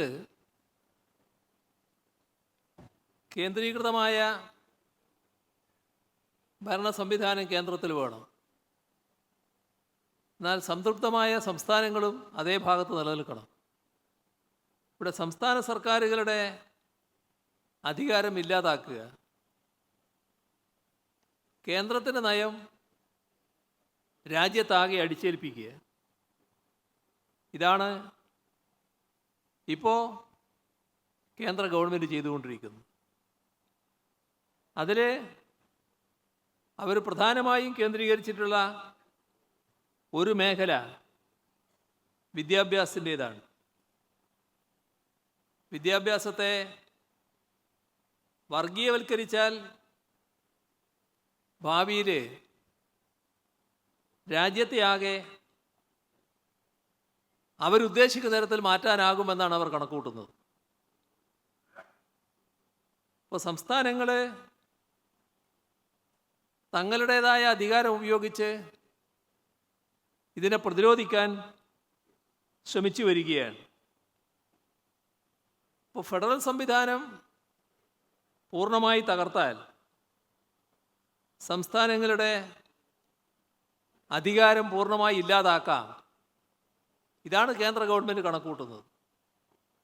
ഇപ്പോൾ ഫെഡറലിസത്തിനെതിരെയുള്ള ശക്തമായ നടപടികൾ നീങ്ങിക്കൊണ്ടിരിക്കുകയാണ്. ഇവിടെ സംസ്ഥാന സർക്കാരുകളുടെ അധികാരം ഇല്ലാതാക്കുക, സ്റ്റേറ്റ് ലിസ്റ്റിൽ നിലനിൽക്കുന്ന വകുപ്പുകളുണ്ട്, അവയെ കൺകറന്റ് ലിസ്റ്റിലേക്ക്, കേന്ദ്ര ലിസ്റ്റിലേക്ക് മാറ്റുക. ഇതൊക്കെ കേന്ദ്ര ഗവൺമെൻറ് ഇപ്പോൾ ചെയ്തുകൊണ്ടിരിക്കുകയാണ്. കേന്ദ്ര നിയമം, സംസ്ഥാനത്തിൻ്റെ നിയമം വ്യത്യസ്തമാണെങ്കിൽ കേന്ദ്ര നിയമമാണ് സാധാരണഗതിയിൽ പരിഗണിക്കുക. ഈ ഒരു വാദം ഉയർത്തിക്കൊണ്ടാണ് വിദ്യാഭ്യാസ മേഖലയിൽ ഉൾപ്പെടെ പിടിമുറുക്കുന്നതിന് ശ്രമം നടത്തിക്കൊണ്ടിരിക്കുന്നത്. ഇപ്പോൾ കേന്ദ്ര വിദ്യാഭ്യാസ നിയമം ഇപ്പോൾ UGC ഇറക്കിയിട്ടുള്ള കാര്യങ്ങൾ ഇതെല്ലാം ഇതിൻ്റെ അടിസ്ഥാനത്തിലുള്ളതാണ്. രാജ്യത്തെ ജനാധിപത്യ സംവിധാനം, മതനിരപേക്ഷത നിലനിർത്തുന്നതിന് നമ്മുടെ വിദ്യാഭ്യാസം പ്രധാന പങ്ക് വഹിക്കുന്നുണ്ട്. അപ്പോൾ മതനിരപേക്ഷത വേണ്ട എന്നാണല്ലോ കേന്ദ്രത്തിനുള്ളത്. അതിൻ്റെ ഭാഗമായി മതനിരപേക്ഷ വിദ്യാഭ്യാസത്തെ തകർക്കണം, പൂർണ്ണമായ കാവ്യവൽക്കരണം നടപ്പാക്കാനാവണം. അതിൻ്റെ ഭാഗമായാണ് പുതിയ വിദ്യാഭ്യാസ നയം പ്രഖ്യാപിച്ചിട്ടുള്ളത്. വലിയ ദുരിതം ഇതിൻ്റെ ഭാഗമായി നമ്മുടെ രാജ്യത്ത് സംഭവിക്കാൻ പോകുന്നുവെന്ന് നാം കാണണം. ഇപ്പോൾ UGC പുറത്തിറക്കിയ പുതിയ കാര്യനിർദ്ദേശങ്ങൾ അത് സംസ്ഥാനത്തുള്ള സർവകലാശാലകളുടെ നിയന്ത്രണം കേന്ദ്രത്തിൻ്റെ കയ്യിലേക്ക് ഏൽപ്പിക്കലാണ്. അതിനിടയാക്കുന്നതാണ്. വിദ്യാഭ്യാസം സംസ്ഥാന വിഷയമാണ്. സർവകലാശാലകൾക്കുള്ള ഫണ്ടുകളും മറ്റും സംസ്ഥാന സർക്കാരുകളാണ് അനുവദിക്കുന്നത്. ഇപ്പോൾ 56 കേന്ദ്ര സർവകലാശാലകളുണ്ട്. അതേസമയം 481 സംസ്ഥാന സർവകലാശാലകളുണ്ട്. ഇവയുടെ എല്ലാം നിയന്ത്രണം കേന്ദ്ര സർക്കാരിൻ്റെ കയ്യിലെത്തണമെന്ന് അവർ ആഗ്രഹിക്കുകയാണ്. BJPക്ക് ഭരണമില്ലാത്ത സംസ്ഥാനങ്ങളിൽ ഗവർണർമാരെ ഉപയോഗിച്ച് വൈസ് ചാൻസലർമാരെ നിയമിക്കാനുള്ള നടപടിയാണ് എടുത്തിട്ടുള്ളത്. ഇതിനെതിരെ BJP ഇതര സർക്കാരുകൾ വിവിധ രീതിയിൽ പൊരുതുന്നുണ്ട്. വൈസ് ചാൻസലർമാരെ നിയമിക്കുന്നതിൻ്റെ അധികാരം കേന്ദ്രത്തിന് ലഭിക്കും വിധമാണ് പുതിയ മാർഗനിർദ്ദേശങ്ങൾ. VCമാരെ നിയമിക്കുന്ന അധികാരം ഗവർണർക്ക് നൽകുന്നതാണ് കരട്. ഇപ്പോൾ 3 അംഗ സമിതി, അതിൽ 2 പേര് ചാൻസലറുടേത്, പിന്നെ ഒരാൾ UGCയുടെ പ്രതിനിധി. അപ്പോൾ കേന്ദ്ര ഗവൺമെൻറ് നിയന്ത്രിക്കുന്ന ഒരു സ്ഥാപനമായി മാറ്റാനാണ് കേന്ദ്ര ഗവൺമെൻറ് ആഗ്രഹിക്കുന്ന തരത്തിലുള്ള ആളെ VC ആയി കൊണ്ടുവരാനാവും. ഉന്നത വിദ്യാഭ്യാസ രംഗത്ത് സർവാധികാരിയായി ഗവർണറെ നിയമിക്കുന്ന രീതി യഥാർത്ഥത്തിൽ സംസ്ഥാന സർക്കാരുകളുടെ അധികാരത്തെ തന്നെ ഇല്ലാതാക്കലാണ്. ഗവർണർക്ക്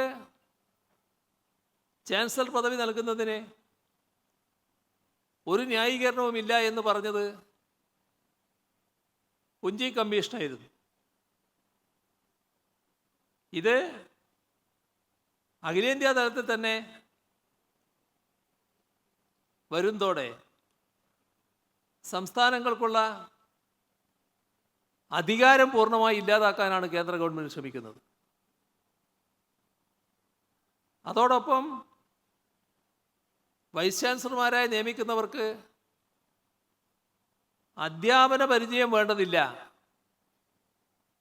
എന്ന സമീപനം സ്വീകരിച്ചിരിക്കുകയാണ്. അധ്യാപക വൃത്തി എടുക്കണ്ട. ഇവിടെ കാണേണ്ടത് കോളേജ് പ്രിൻസിപ്പൽമാരെയും അധ്യാപകരെയും ഈ രീതിയിൽ നിയമിക്കാനാകുമെന്നതാണ്. കോളേജ് മാനേജ്മെൻറ്റ് കമ്മിറ്റിക്ക് അതിൽ നിന്ന് 2 പേര്, വൈസ് ചാൻസലർ പ്രതിനിധികളായി 3 പേര്, അപ്പോൾ 5 പേര്. അവരാണ് പ്രിൻസിപ്പാളിനെ തിരഞ്ഞെടുക്കേണ്ടത്. പക്ഷേ 3 ആൾ വൈസ് ചാൻസലർ പ്രതിനിധികളാണ്. അധ്യാപക നിയമനത്തിനാണെങ്കിൽ VC നിർദ്ദേശിക്കുന്ന 5 പേരുടെ പാനൽ, അതിൽ നിന്ന് 3 വിഷയ വിദഗ്ധരെ കോളേജ് ഇൻ്റർവ്യൂവിന് തീരുമാനിക്കാം. ചുരുക്കത്തിൽ സംഭവിക്കാൻ പോകുന്നത് സംഘപരിവാർ നിശ്ചയിക്കുന്നയാൾ സർവകലാശാല വൈസ് ചാൻസലറാവും. അവർ നിർദ്ദേശിക്കുന്നയാൾ കോളേജ് പ്രിൻസിപ്പാളാവും, അധ്യാപകരാവും. ഈ ഒരു അവസ്ഥയിലേക്കാണ് രാജ്യത്തെ കൊണ്ടുപോകുന്നത്.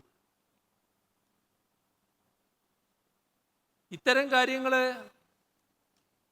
നടപ്പിലാക്കുന്നതിൽ വീഴ്ച വരുത്തിയാൽ ഉന്നത വിദ്യാഭ്യാസ സ്ഥാപനങ്ങളുടെ പട്ടികയിൽ തന്നെ ആ സ്ഥാപനത്തെ കേന്ദ്ര സർക്കാർ നീക്കം ചെയ്ത് കളയും. എവിടത്തേക്കാണ് പോകുന്നത് എന്നത് ഗൗരവമായി കാണേണ്ടതാണ്. ഇപ്പോൾ രാജ്യത്തെ കായ്വൽക്കരിക്കുന്നതിനുള്ള അജണ്ടയാണ് പുതിയ വിദ്യാഭ്യാസ നയത്തിലൂടെ കേന്ദ്ര സർക്കാർ മുന്നോട്ട് വെക്കുന്നത്. ഇത് ശക്തമായി പ്രതിരോധിക്കേണ്ടതായിരിക്കുകയാണ്. കേന്ദ്ര സർക്കാർ മുന്നോട്ട് വെക്കുന്ന ആഗോളവൽക്കരണ നയങ്ങൾ ഇത് സംസ്ഥാനങ്ങൾക്കുള്ള അധികാരം അതിനാണ് തടസ്സം സൃഷ്ടിക്കുന്നത്.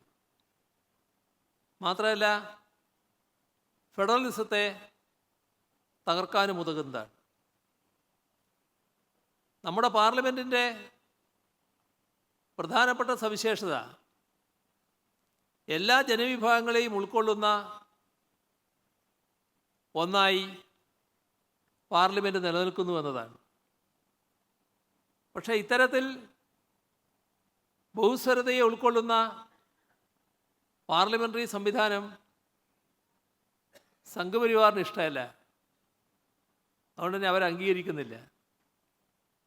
അവർ പ്രസിഡൻഷ്യൽ സംവിധാനം കൊണ്ടുവരാനാണ് ശ്രമിക്കുന്നത്.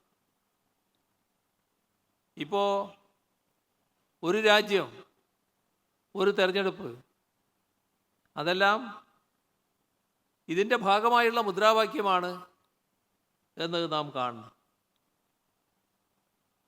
ഇവിടെ ഭരണഘടനയുടെ അടിസ്ഥാന ശിലകളെക്കുറിച്ച് സുപ്രീം കോടതി നേരത്തെ പറഞ്ഞ കാര്യം, ഭരണഘടനയുടെ അടിസ്ഥാന ശിലകളെ മാറ്റാനാവില്ല. അതാണ് സുപ്രീം കോടതിയുടെ 13 അംഗ ഭരണഘടനാ ബെഞ്ച് കേശവാനന്ദ ഭാരതി കേസിൻ്റെ വിധിയിൽ എടുത്തു പറഞ്ഞ കാര്യം. അപ്പോൾ രാജ്യത്തിൻ്റെ ഭരണഘടനയെ അവരുദ്ദേശിക്കുന്ന രീതിയിൽ തകർക്കാൻ എളുപ്പമല്ല. ഇത് മറികടക്കണം. അതാണ് സംഘപരിവാർ ആഗ്രഹിക്കുന്നത്. അതിന് ജഡ്ജിമാരുടെ നിയമനം തന്നെ കേന്ദ്ര സർക്കാരിന് പൂർണ്ണമായും നടത്താനാവണം. അതിനുള്ള നിർദ്ദേശങ്ങളാണ് ഇപ്പോൾ സംഘപരിവാർ മുന്നോട്ട് വെക്കുന്നത്. അതിനുള്ള നീക്കങ്ങളാണ് നടത്തിക്കൊണ്ടിരിക്കുന്നത്. രാജ്യത്തിൻ്റെ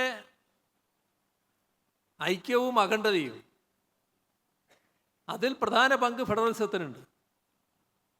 ഈ ഫെഡറൽ സംവിധാനം ദുർബലപ്പെടുത്തുമ്പോൾ സംസ്ഥാനങ്ങളുടെ അധികാരമില്ലാതാകും, രാജ്യത്തിൻ്റെ അഖണ്ഡതയും ഐക്യവും തകരുന്നതിനിടയാക്കും. ഇത്തരമൊരു സമീപനം ഒരുപാട് ഭാഷയും വിവിധ സംസ്കാരങ്ങളുമുള്ള നമ്മുടേതുപോലെ ഒരു രാജ്യത്ത് നടപ്പാക്കിയാൽ രാഷ്ട്രമെന്ന നിലയിലുള്ള അതിൻ്റെ നിലനിൽപ്പ് തന്നെ അപകടത്തിലാകും. നാം കാണേണ്ട ഒരു കാര്യം, ന്യൂനപക്ഷ പരിരക്ഷ അത് മതനിരപേക്ഷതയുടെ ഭാഗമായുള്ള കാര്യമാണ്. ഇവിടെ ന്യൂനപക്ഷങ്ങളെ രണ്ടാംകിട പൗരന്മാരായി മാറ്റുന്നതിനുള്ള ഇടപെടലാണ് നടന്നുകൊണ്ടിരിക്കുന്നത്. രാജ്യത്തെമ്പാടും വ്യാപിച്ചിരിക്കുന്ന ന്യൂനപക്ഷ വേട്ടകൾ അതിലേക്കാണ് വിരൽ ചൂണ്ടുന്നത്. മുസ്ലിം ന്യൂനപക്ഷങ്ങൾക്കെതിരെയാണ് വ്യാപകമായ ആക്രമണം. എന്നാൽ മുസ്ലിം ന്യൂനപക്ഷത്തെ മാത്രമല്ല, ക്രിസ്ത്യൻ ന്യൂനപക്ഷങ്ങൾക്കെതിരെയും ആ ആക്രമണം വ്യാപിപ്പിക്കുകയാണ്. അപ്പോൾ ഒരു ഭാഗത്ത് ന്യൂനപക്ഷ ആക്രമണം, വേറൊരു ഭാഗത്ത് ദളിതുകൾക്കും സ്ത്രീകൾക്കുമെതിരെയുള്ള ആക്രമണങ്ങളും വ്യാപകമായി വരികയാണ്. ഇതിൻ്റെ കൂടെ കാണേണ്ട ഒരു പ്രധാനപ്പെട്ട കാര്യമാണ് കേന്ദ്ര സർക്കാരിൻ്റെ നയത്തിൻ്റെ ഭാഗമായി കോർപ്പറേറ്റ് ശക്തികളെ പ്രീണിപ്പിക്കൽ, വലിയ തോതിലുള്ള അസന്തുലിതാവസ്ഥ സൃഷ്ടിക്കൽ. നമ്മുടെ രാജ്യത്തിൻ്റെ സമ്പത്തിൻ്റെ 40% ജനസംഖ്യയുടെ 1% ഉടമസ്ഥതയിലാണ്.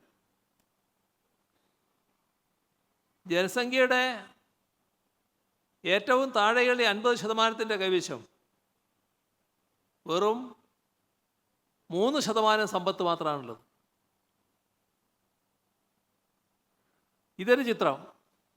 വേറൊരു ചിത്രം, നമ്മുടെ രാജ്യത്ത് 23 കോടി ജനങ്ങൾ ദാരിദ്ര്യത്തിലാണ്. അപ്പോൾ വലിയ അസന്തുലിതാവസ്ഥ രാജ്യത്ത് രൂപപ്പെട്ടിരിക്കുകയാണ്.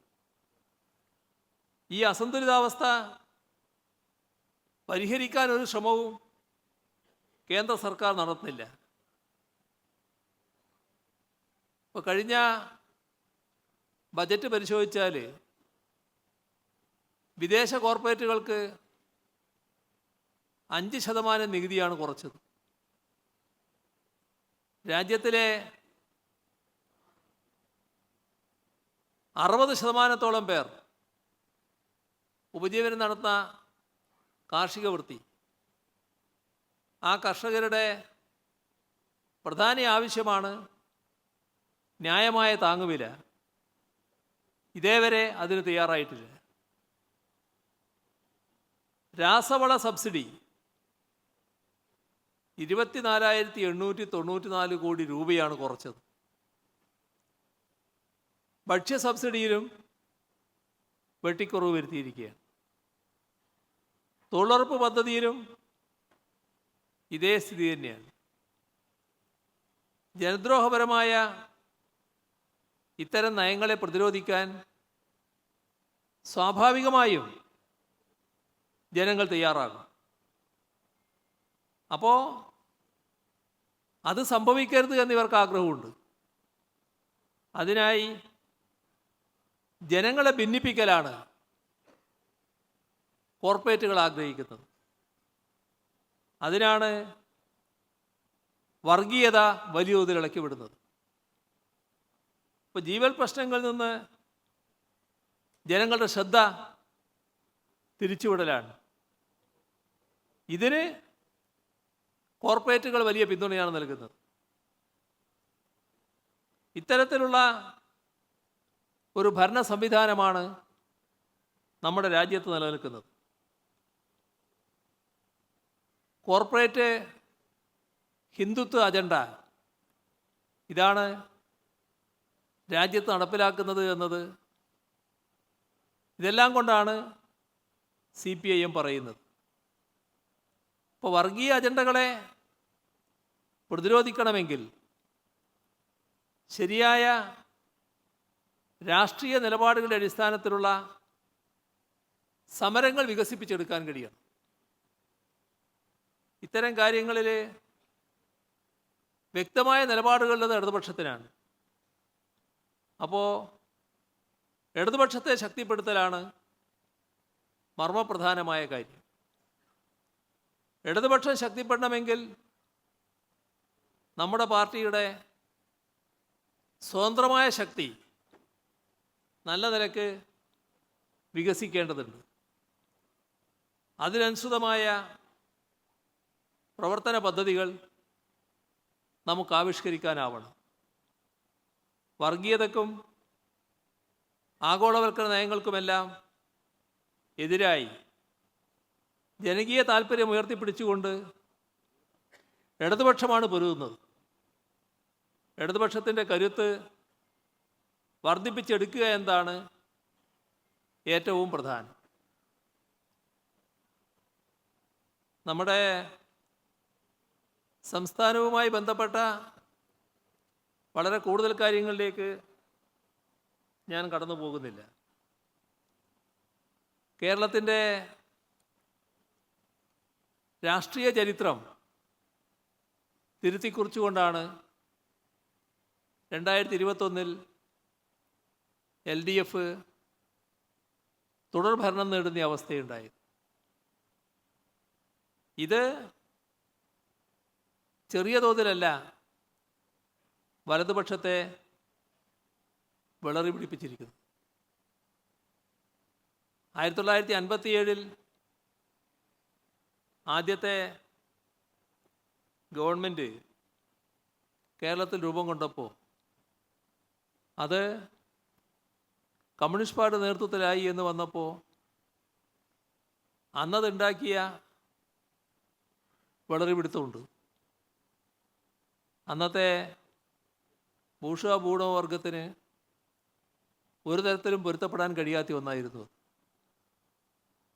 പിന്നെ ഇടക്കിടക്ക് നാം അധികാരത്തിൽ വന്നിട്ടുണ്ട്. പക്ഷേ തുടർച്ചയായി അധികാരത്തിൽ വരിക എന്നത് ഒരു തരത്തിലും ഈ ശക്തികൾക്ക് പൊരുത്തപ്പെടാൻ കഴിയുന്ന ഒന്നല്ല. അപ്പോൾ അതിൻ്റെ ഭാഗമായി LDF സർക്കാരിനെതിരായി ശക്തമായ പ്രചാരവേലകൾ എല്ലാ രാഷ്ട്രീയ മര്യാദകളെയും ലംഘിച്ചുകൊണ്ട് പാർട്ടിക്കെതിരെ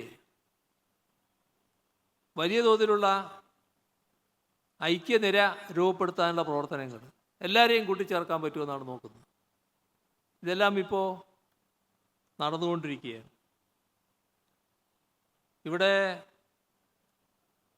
തൊഴിലാളി വർഗത്തിൻ്റെ രാഷ്ട്രീയം ശക്തിപ്പെട്ടു വരുന്നു. ആ ഘട്ടത്തിൽ എന്താണ് സംഭവിക്കുക എന്നത് നേരത്തെ തന്നെ മാർക്സും ഏംഗൽസും എല്ലാം പ്രവചിച്ചു വെച്ചിട്ടുണ്ട്. കമ്മ്യൂണിസ്റ്റ് മാനിഫെസ്റ്റോയിൽ തന്നെ പറഞ്ഞ കാര്യമാണ്. തൊഴിലാളി വർഗത്തിൻ്റെ രാഷ്ട്രീയം ശക്തിപ്പെട്ടു വരുമ്പോൾ എല്ലാ പിന്തിരിപ്പന്മാരും ഒന്നായി ചേരും എന്നായിരുന്നു നൽകിയ മുന്നറിയിപ്പ്. അത്തരമൊരു നിലയിലേക്കാണ് നമ്മുടെ ഇവിടുത്തെ രാഷ്ട്രീയം വികസിച്ചു വരുന്നത്. ഇടതുപക്ഷ സർക്കാരിനെതിരെ ഒരു വിശാല മുന്നണി ആ നിലയിൽ ഒന്നിച്ചു ചേരാനുള്ള ശ്രമമാണ് ഇവർക്കുള്ളത്. ഇതിൽ കോൺഗ്രസ് BJP കൂട്ടുകെട്ട് അത് പല തലങ്ങളിൽ നടന്നിട്ടുണ്ട്. നേരത്തെ അപൂർവം ചില ഘട്ടങ്ങളിൽ, അതിലൊന്ന് 1957 വന്ന ഗവൺമെൻറ്റിനെ പിരിച്ചുവിട്ടു. പിന്നെ തെരഞ്ഞെടുപ്പ് വരുന്നത് 60. ആ 60 അന്നത്തെ ഗവൺമെൻറ്റിന് നേതൃത്വം കൊടുത്ത EMSനെ പരാജയപ്പെടുത്താൻ BJPയുടെ മുൻഗാമികളായ ജനസംഘവുമായി യോജിച്ചുകൊണ്ട് ഒരു ശ്രമം നടത്തി. അതായിരുന്നു 1960 പട്ടാമ്പിയിൽ കണ്ടത്. എന്നാൽ അതേ നില തന്നെ 1971 സഖാവ് AKജിയെ പരാജയപ്പെടുത്താൻ പാലക്കാട് ലോക്സഭാ മണ്ഡലത്തിലും ശ്രമിക്കുകയുണ്ടായി. ആ ശ്രമങ്ങളെയൊക്കെ അതത് ഘട്ടത്തിൽ കേരളം പരാജയപ്പെടുത്തിയതാണ്. പിന്നെ ഉണ്ടായത് BJPയെ വിജയിപ്പിക്കാൻ കോൺഗ്രസ് വോട്ടുകൾ നൽകാം. അതിൻ്റെ ഭാഗമായി കോലീബി സഖ്യം വടകരയിലും ബേപ്പൂരും BJPയുടെ സ്ഥാനാർത്ഥികൾ UDF വോട്ട് കൊടുക്കുക. പക്ഷേ അതും പരാജയപ്പെടുത്തി. മൂന്നാമത്തെ ഘട്ടം ഇവിടെ UDF സ്ഥാനാർത്ഥി ഉണ്ടാവും, പക്ഷേ BJP സ്ഥാനാർത്ഥിക്ക് വോട്ട് കൊടുക്കുക. അതാണ് 2016 നേമത്ത് നടന്നത്. ഇപ്പോൾ തൃശ്ശൂരിലും ലോക്സഭാ മണ്ഡലത്തിലും അതേ നില ആവർത്തിച്ചായി കാണുന്നുണ്ട്. അപ്പോൾ BJPയും UDFും തമ്മിലുള്ള ഒത്തുപോക്ക്, ഇത്തരമൊരു കൂട്ടുകെട്ട്, അത് പല രീതിയിൽ പുറത്തു വരുന്നുണ്ടെന്നർത്ഥം. ഇത് മറച്ചു വെക്കണം അവർ. അവർക്ക് ഏറ്റവും പ്രധാനം ഇത് മറച്ചു വെക്കാൻ മറു ആരോപണം ഉന്നയിക്കലാണ്. അതിനവർ സാധാരണഗതിയിൽ ആരും വിശ്വസിക്കാനിടയില്ലാത്ത പ്രചരണങ്ങളാണ് നടത്തുന്നത്. BJPയും ഇടതുപക്ഷവും തമ്മിൽ കൂട്ടുകെട്ടാണ് എന്ന് പറഞ്ഞുകൊണ്ടുള്ള പ്രചരണം. ഇവിടെ അധികാരം, അതിനുവേണ്ടി എന്തും ചെയ്യാം എന്ന നിലയിലാണ് കോൺഗ്രസ് നിൽക്കുന്നത്. UDF, മുസ്ലിം ലീഗ് ഉൾപ്പെടെ അതിന് അനുസൃതമായ നിലപാട് സ്വീകരിച്ചു പോവുകയാണ്. BJPയെ കൂടെ നിർത്തുക, അവർക്ക് സീറ്റുകൾ നൽകുക, ഇതൊക്കെ അധികാര താല്പര്യത്തിൻ്റെ ഭാഗമായി UDF നീക്കുന്ന കാര്യങ്ങളാണ്. എന്നാൽ അതേസമയം ന്യൂനപക്ഷ വിഭാഗങ്ങളുടെ പേരിൽ വർഗീയത സൃഷ്ടിക്കാൻ ശ്രമിക്കുന്ന ജമാഅത്തെ ഇസ്ലാമി, SDPI, ഇവരുമായി പരസ്യമായ ബന്ധമാണ് കോൺഗ്രസിനും UDFനുമുള്ളത്. ഇത്തരത്തിൽ ഭൂരിപക്ഷ വർഗീയതയെ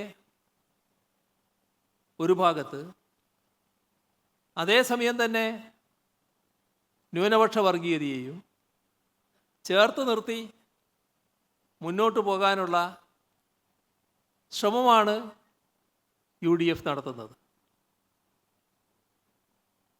ഇത് ശരിയായ രീതിയിൽ തുറന്നു കാണിക്കപ്പെടേണ്ട ഒരു കാര്യമാണ്. കേരളത്തിൻ്റെ മതനിരപേക്ഷത തകർക്കാനും ജനകീയ താല്പര്യങ്ങൾ ഉയർത്തിപ്പിടിക്കുന്ന സർക്കാരിനെ ദുർബലപ്പെടുത്താനുമാണ് ഈ രീതിയിലൊരു കൂട്ടുകെട്ടുണ്ടാക്കുന്നത്. ഇത്തരം മഴവിൽ സഖ്യം രൂപപ്പെട്ടെങ്കിലും ശക്തമായ പ്രചരണങ്ങൾ ഇക്കൂട്ടർ നടത്തുന്നുണ്ടെങ്കിലും ജനങ്ങളിൽ വലിയ തോതിൽ ഏശിയിട്ടില്ല എന്നത് തന്നെയാണ് ഈ കഴിഞ്ഞ ഉപതെരഞ്ഞെടുപ്പ് ഫലം കാണിക്കുന്നത്. ഉപതെരഞ്ഞെടുപ്പ് വയനാട് പാർലമെൻറ്റ്, ചേലക്കര അസംബ്ലി മണ്ഡലം, പാലക്കാട് അസംബ്ലി മണ്ഡലം. അതിൽ വയനാടും പാലക്കാടും നേരത്തെ UDF ജയിച്ചു നിന്ന മണ്ഡലങ്ങളാണ്. പാലക്കാടാണെങ്കിൽ 2016 തന്നെ LDF 3-ാം സ്ഥാനത്ത് പോയ മണ്ഡലമാണ്. ഇവിടെ ചേലക്കര LDF വിജയിച്ച് നിൽക്കുന്ന മണ്ഡലം. ചേലക്കരയിൽ LDFനെ പരാജയപ്പെടുത്തിയാൽ LDFന് കനത്ത തിരിച്ചടിയായി എന്ന് പറഞ്ഞുകൊണ്ട് വൻപിച്ച പ്രചാരവേല സംഘടിപ്പിക്കാമെന്നായിരുന്നു UDFൻ്റെ കണക്കുകൂട്ടൽ. അതിനാവശ്യമായ എല്ലാ പ്രവർത്തനവും അവർ നടത്തി. പക്ഷേ ചേലക്കര LDF സ്ഥാനാർത്ഥിക്ക് നല്ല രീതിയിൽ ജയിച്ചു വരാനായി. പാലക്കാട് ഉപതെരഞ്ഞെടുപ്പിൽ പോളിംഗ് കുറഞ്ഞിട്ടും LDFൻ്റെ വോട്ട് വർദ്ധിപ്പിക്കാനുമായി. ഇപ്പോൾ ഭരണവിരുദ്ധ വികാരം അത് വലിയ തോതിൽ ഉയർത്തിക്കാട്ടാൻ ശ്രമിച്ചെങ്കിലും അതല്ല വസ്തുത എന്ന് തെളിയിക്കുന്ന അവസ്ഥയാണ് ഉണ്ടായത്. LDFനെ നല്ല രീതിയിൽ ഇത്തരം പ്രചാരവേലകളെ എതിർക്കാനായി എന്നത് തന്നെയാണ് നമ്മുടെ മുന്നിലുള്ള വസ്തുതകൾ. ഇവിടെ സംസ്ഥാന സർക്കാർ സ്വീകരിക്കുന്ന നയസമീപനം ഏറ്റവും പ്രധാനപ്പെട്ടൊരു ഘടകം തന്നെയാണ്. ഇപ്പോൾ രാജ്യത്താകെ വർഗീയ സംഘർഷങ്ങളാണ്. വർഗീയ സംഘർഷമില്ലാത്ത ഒരു സംസ്ഥാനമായാണ് കേരളം നിലനിൽക്കുന്നത്. ഇവിടെ വർഗീയ ശക്തികളില്ലാത്തതുകൊണ്ടല്ല, അവർ തലപൊക്കുമ്പോൾ ശക്തമായ നടപടി സ്വീകരിച്ചു പോവുകയാണ്. അതേപോലെ തന്നെ സാമൂഹ്യ സുരക്ഷാ പദ്ധതികൾ തകർക്കാൻ കേന്ദ്ര ഗവൺമെൻറ് വിവിധ നടപടികൾ സ്വീകരിക്കുകയാണ്. നമ്മുടെ സംസ്ഥാനത്ത് 1600 രൂപ വീതമാണ് സാമൂഹ്യക്ഷേമ പെൻഷൻ നൽകുന്നത്. 60 ലക്ഷത്തിലധികം പേർക്ക് ആ പെൻഷൻ നാം നൽകുകയാണ്. ആരോഗ്യ വിദ്യാഭ്യാസ മേഖലയിൽ നിന്ന് കേന്ദ്ര സർക്കാർ പിൻവാങ്ങുമ്പോൾ ആരോഗ്യമേഖലയെ നല്ല രീതിയിൽ സംരക്ഷിക്കാനാണ് നാം നടപടിയെടുക്കുന്നത്. ആർദ്രം മിഷൻ സാമൂഹ്യ ആരോഗ്യ കേന്ദ്രങ്ങൾ കുടുംബാരോഗ്യ കേന്ദ്രങ്ങളാക്കി മാറ്റി എന്ന് മാത്രമല്ല, താലൂക്ക് ആശുപത്രി മുതൽ മെഡിക്കൽ കോളേജ് ആശുപത്രി വരെ നല്ല രീതിയിലുള്ള സൂപ്പർ സ്പെഷ്യാലിറ്റി സൗകര്യങ്ങൾ ഒരുക്കിക്കൊണ്ടിരിക്കുകയാണ്.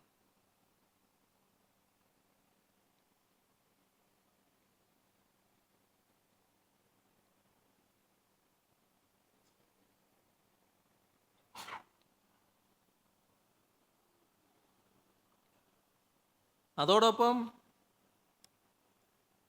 നമ്മുടെ സംസ്ഥാനത്ത്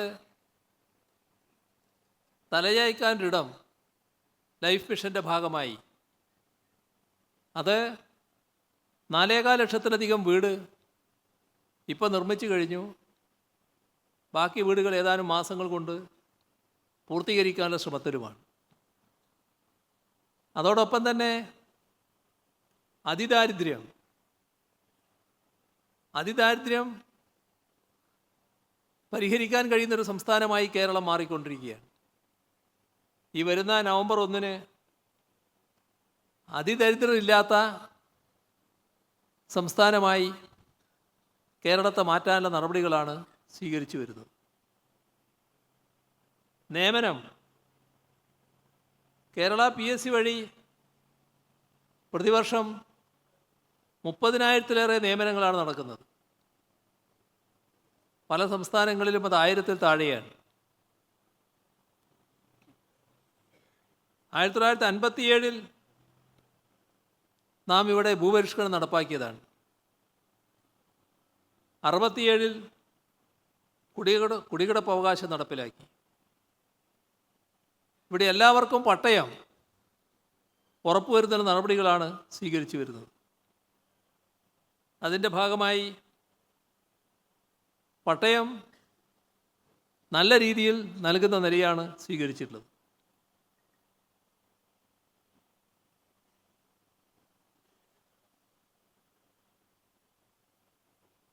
എല്ലാ വിദ്യാർത്ഥികൾക്കും മികച്ച വിദ്യാഭ്യാസം ഉറപ്പുവരുത്താനുള്ള നടപടികൾ സ്വീകരിക്കുന്നു.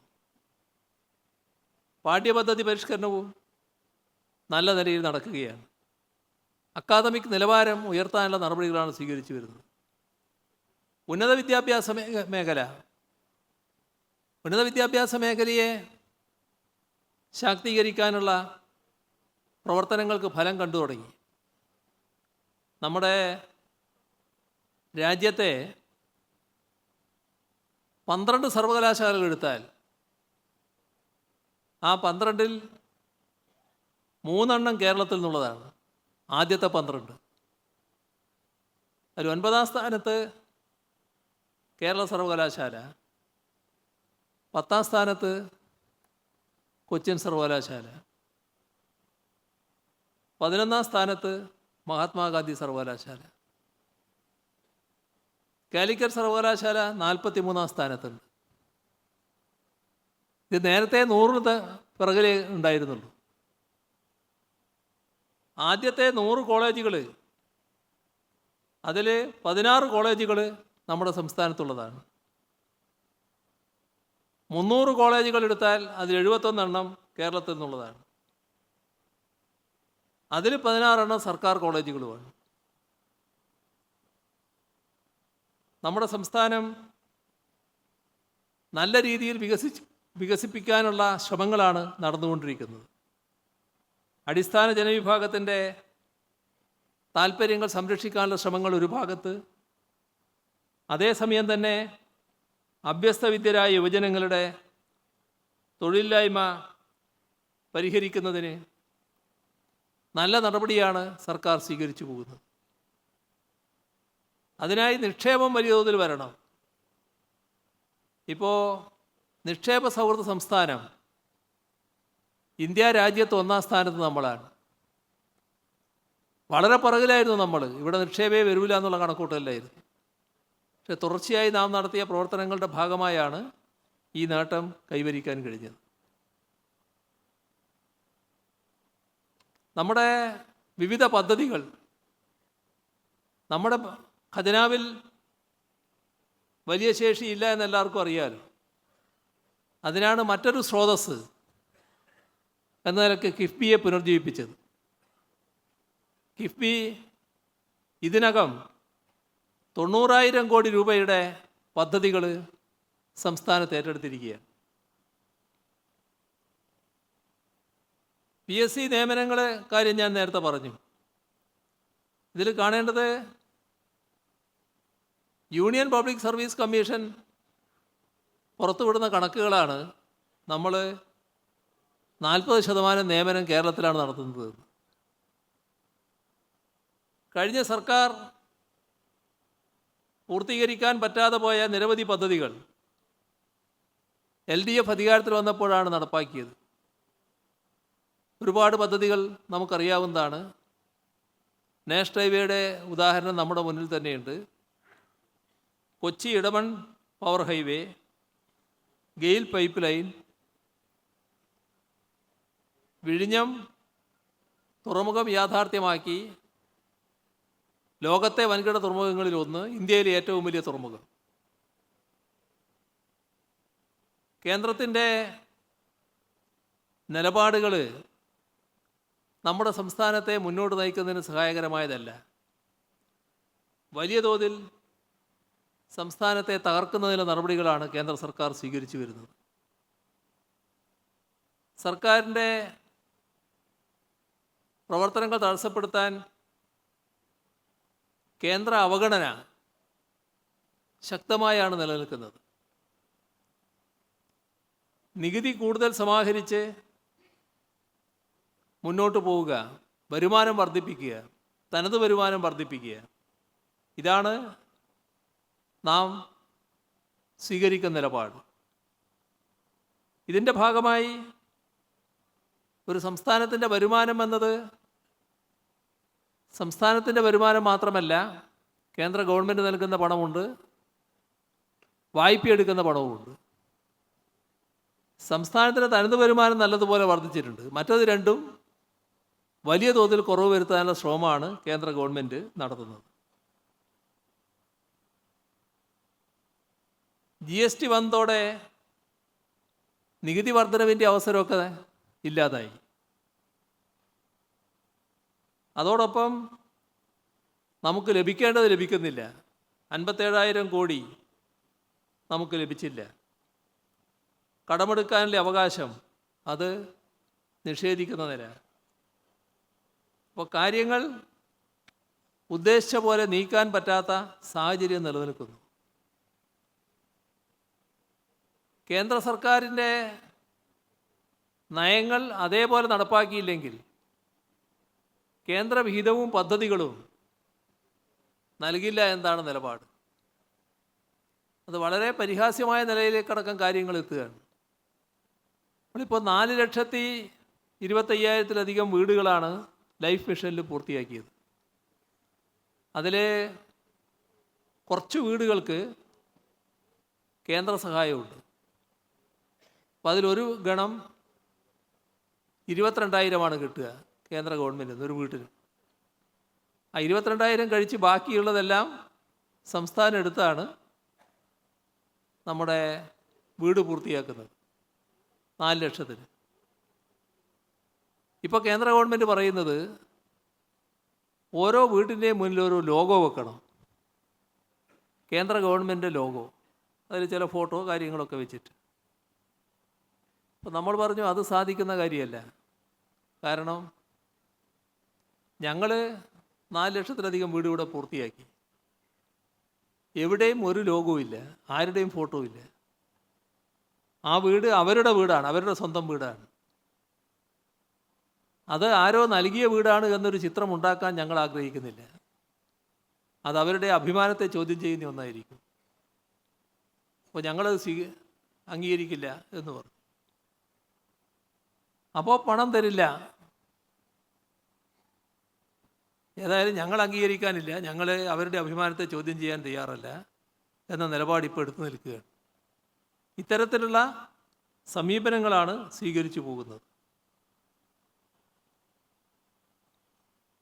ഇത്തരത്തിലുള്ള നടപടികളിലൂടെ ജനങ്ങളെ മാറ്റിമറിക്കാനാവില്ല എന്നതിൻ്റെ തെളിവായിട്ടാണ് ചേലക്കര ഉപതെരഞ്ഞെടുപ്പ് നാം കാണേണ്ടത്. വർഗീയ ശക്തികളെ കൂട്ടുപിടിച്ചുകൊണ്ട്